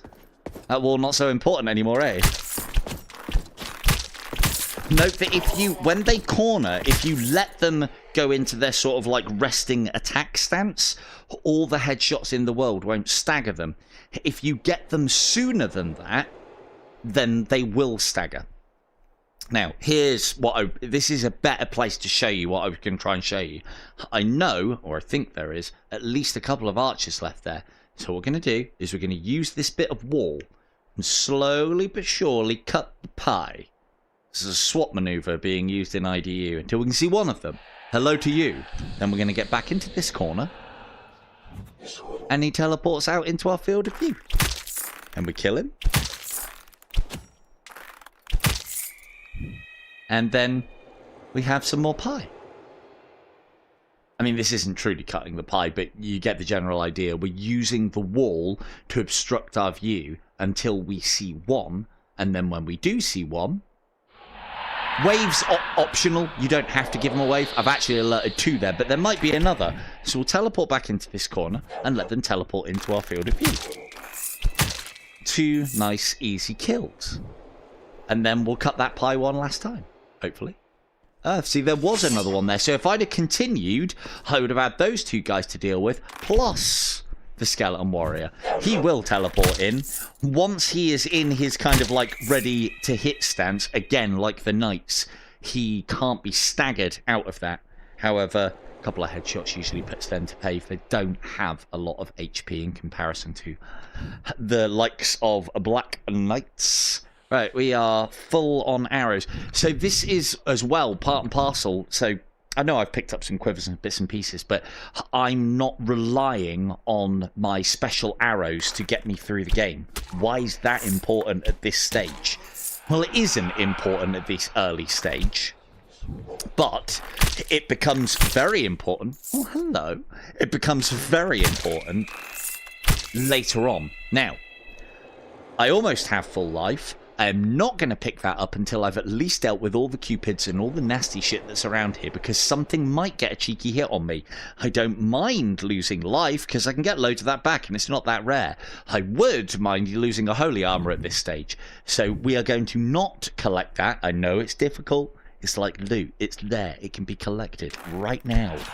But we leave that because whilst we're dealing with something, most likely a cupid could get a cheeky hit off on us and take that holy armor away. Like, you know, that could hit us quite easily. Accurate. Didn't have my name on it, though. This is part of the reason why I chose Silver Tongue Devil as my handle, because it's really difficult to write that all the way along an arrow, I would imagine. And you definitely can't fit that on a bullet, so I'm pretty much invincible when it comes to VR. And yeah, so we're going to deal with this little lot. We've got that little lot down there as well, and a few other bits and pieces. There's a lot of knights in this section, and they can path up to you through either one way or the other. We are probably... Oh, no, we are. Let's see, it's coming all the way up and round. But that's good, because I'll much rather take knights one at a time. Again, if we wanted to construct the headshot, what have we got here? A lip, and this is all clear. So we could come all the way back here and start taking headshots at him from all the way back here. Now, we're going to get to the point where there's going to be too much archway in, and so that then becomes impossible. But we could go up here and then and take the shot from here. Now he's still throwing axes at us, so that's not that far away. So let's construct the headshot and make it a little bit further. We could probably hit that, right? And we get some decent points for that. Can we make it further though? Yeah, I think we could. And again. Oh, that sounds like a cupid. That one. And so you can see how far we can get away from enemies that then are no threat to us. And then it's kind of like, you know, I know if I hit that at close, I can hit that at close range. But if I can hit it from back here, it's worth a hell of a lot more points. You weren't supposed to move.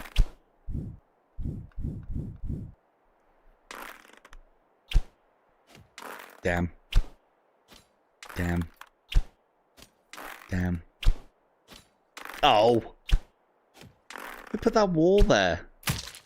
Yay. So, Although he didn't have he had less than 900 HP back, that still gets us the full headshot bonus and, well, the full marksman bonus from constructing that headshot.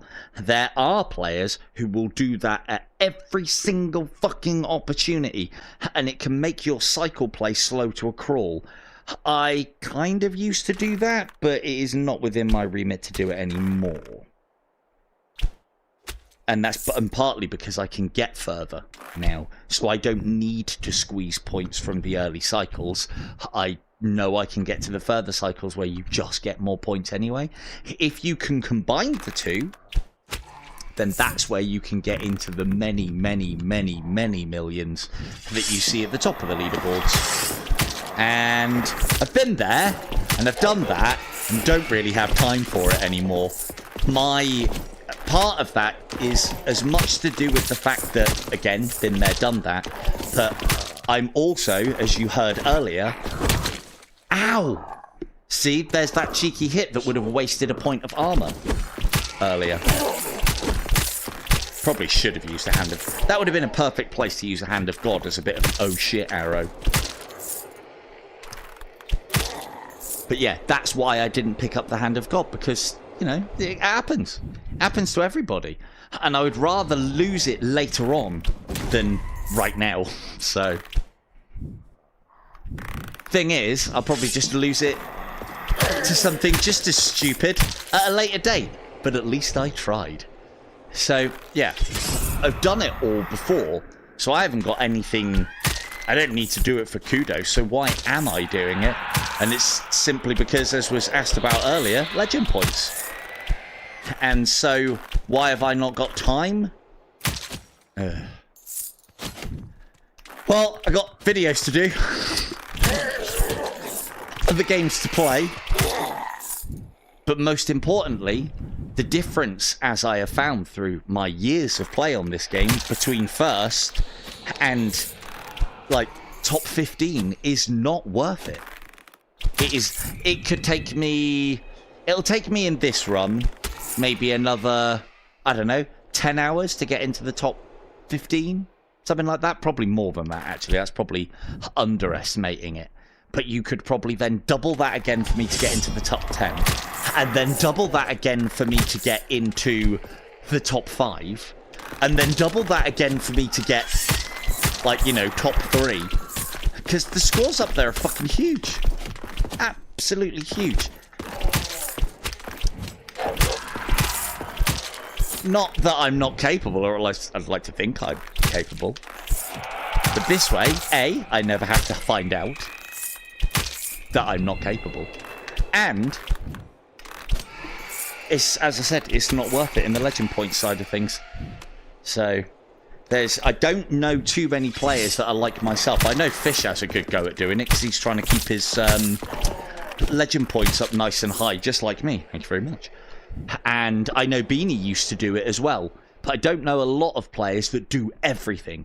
To be fair, even Mr. Fish has only just started, in the last season or two, started playing Siege of Heaven. And he's actually doing really well as well. So, very transferable skills from the main game to Siege of Heaven. But I think Siege of Heaven is the better... Right. Yeah, retired. Have you looked at the leaderboards? Some retirement. I mean, you could say the same about me, right?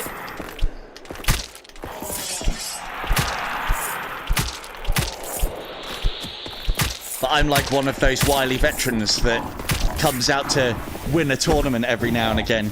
That's a bit of a no-shit scenario, isn't it? Loads of arrows coming in and all sorts of nastiness coming around that corner. Not that it matters, but I'd like... Have I lost it already? Fuck me. Or did I not even... I probably didn't even pick it up. No, I probably didn't pick it up. I hope I didn't pick it up, otherwise I've lost that holy armor that I was banging on about already.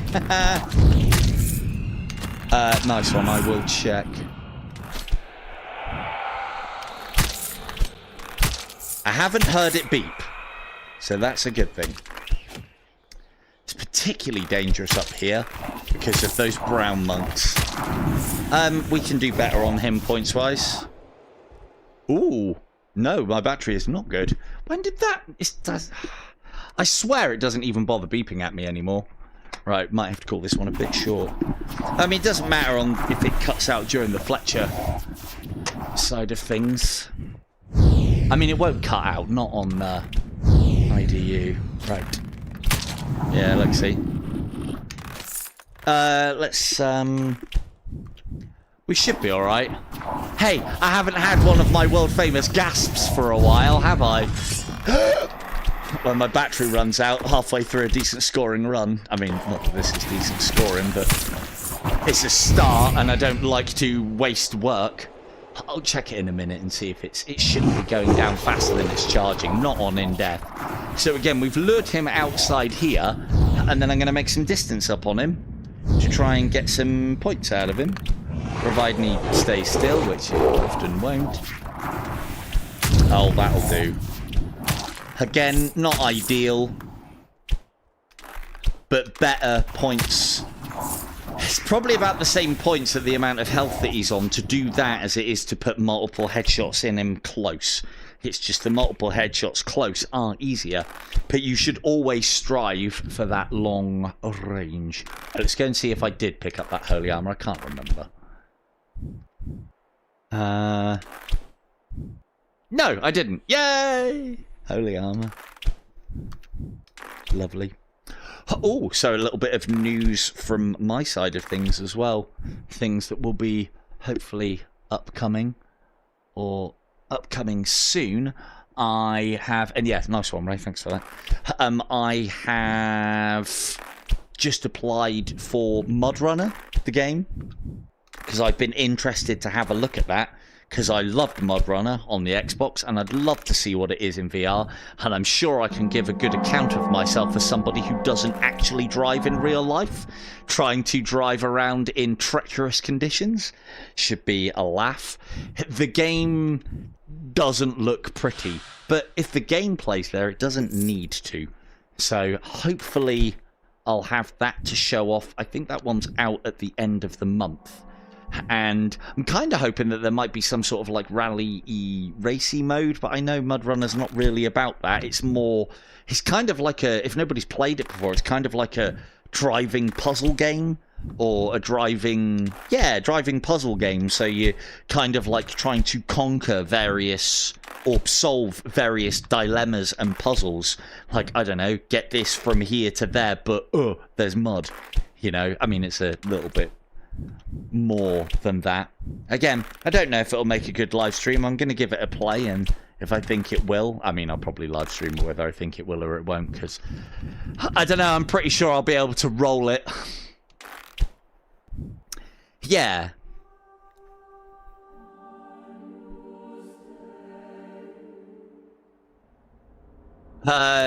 Nothing is going on with Pico is what's going on with Pico, unfortunately. So they're basically, as I understand it, because I haven't heard from my contacts at Pico for quite some time now, despite trying to contact them. And that's untrue, actually. One of my contacts I've spoken to recently. I'm still getting games through on Pico. There's one or two that actually pique my interest and I want to do it, but I don't know, man. Like, going back to the Pico 4 now with the Quest 3 would be like going back to the Quest 2 from Pico. You know, it's a step backwards, and, you know, we're already native, so we're already low power already. I don't want to be taking any steps back.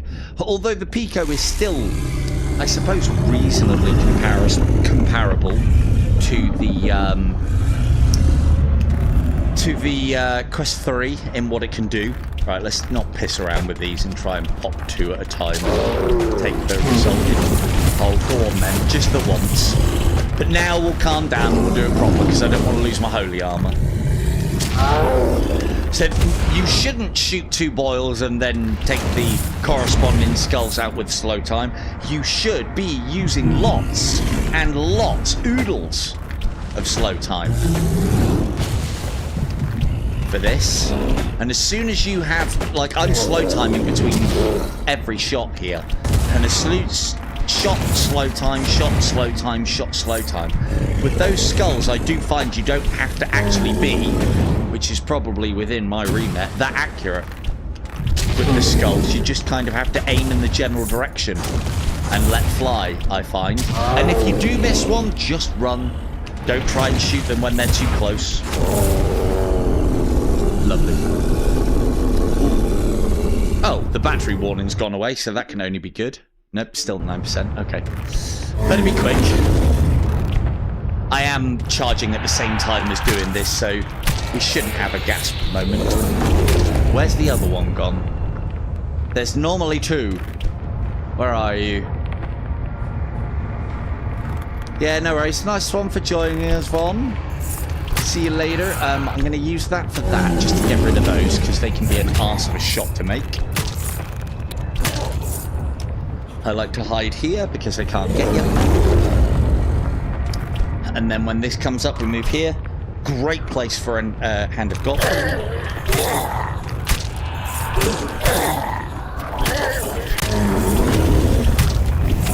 It's also a great place for a cataclysm as well, if you're still using those. But yeah, good night, Vaughn. Thank you very much for being in. Hopefully we'll have on that note, we might have another giveaway soon. Hoping to be doing a giveaway for Hell Sweepers at some point fairly soon. I'm also hoping to be doing some work with them and doing some tips in 30 ticks with them as well, which would be nice, as well as some more with somebody else. So, but yeah, Mudrunners has recently been one that's been on my radar for a little while. Oh, I had a look at that space salvage game, and I played it for a while, and I kind of saw, I don't know, I just felt it was a bit dull, if I was honest, and a bit basic. So, it's nice, don't get me wrong, it was nice to see someone doing that style of game, but I've played those sort of games before, and I've played ones that are a lot more involving. That one just felt a little bit, yeah, a bit basic, unfortunately. Although, you know, the Quest 3 update was looking nice on it. And I'm not saying it's a bad game by no stretch of the imagination. It's just, I don't know, it didn't get me in that first hour and a half, 2 hours. So maybe it's something I'll have a look at again in the future. But, yeah. It didn't feel quite the loot fest that I thought it was going to be. There you go. Divine Sight does a job. So yeah, Divine Sight is a reasonably easy unlock, and I'd even go as far as to say, whilst you are getting up to the point of using Volley 5 here, which we will be doing, well, I'm looking for it, what can I say? Whilst you are getting to that point, Divine Sight times 5 is actually a really good substitute, and really good if you are seasoned at the game, because it's got dual uses. It can do that huge damage, but it can also help you out of those oh shit moments. And then eventually, you'll get to the point where you won't have those anymore, and you won't need it. Winter's Bite.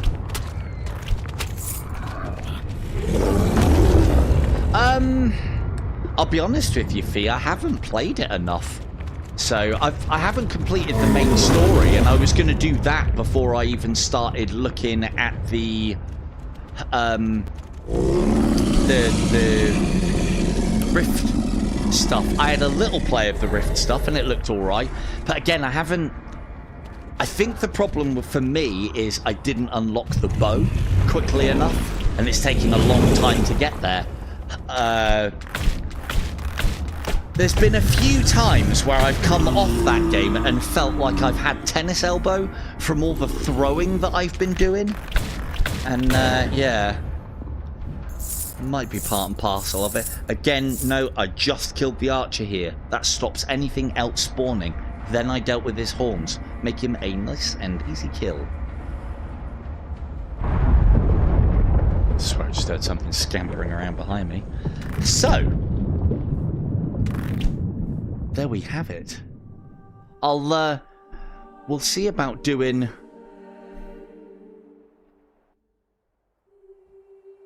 Yeah... Maybe. The only problem that I've got at the moment... Yeah, we'll call it there. I'll talk about that in just a minute. No, I know. I'll talk about that in a sec. Hang on a second. So, right. There you have it. That seems like a decent enough bombshell to end it on. We are on a pathetic 1.4 million starter cycle 4. That's not great because we've had to recover.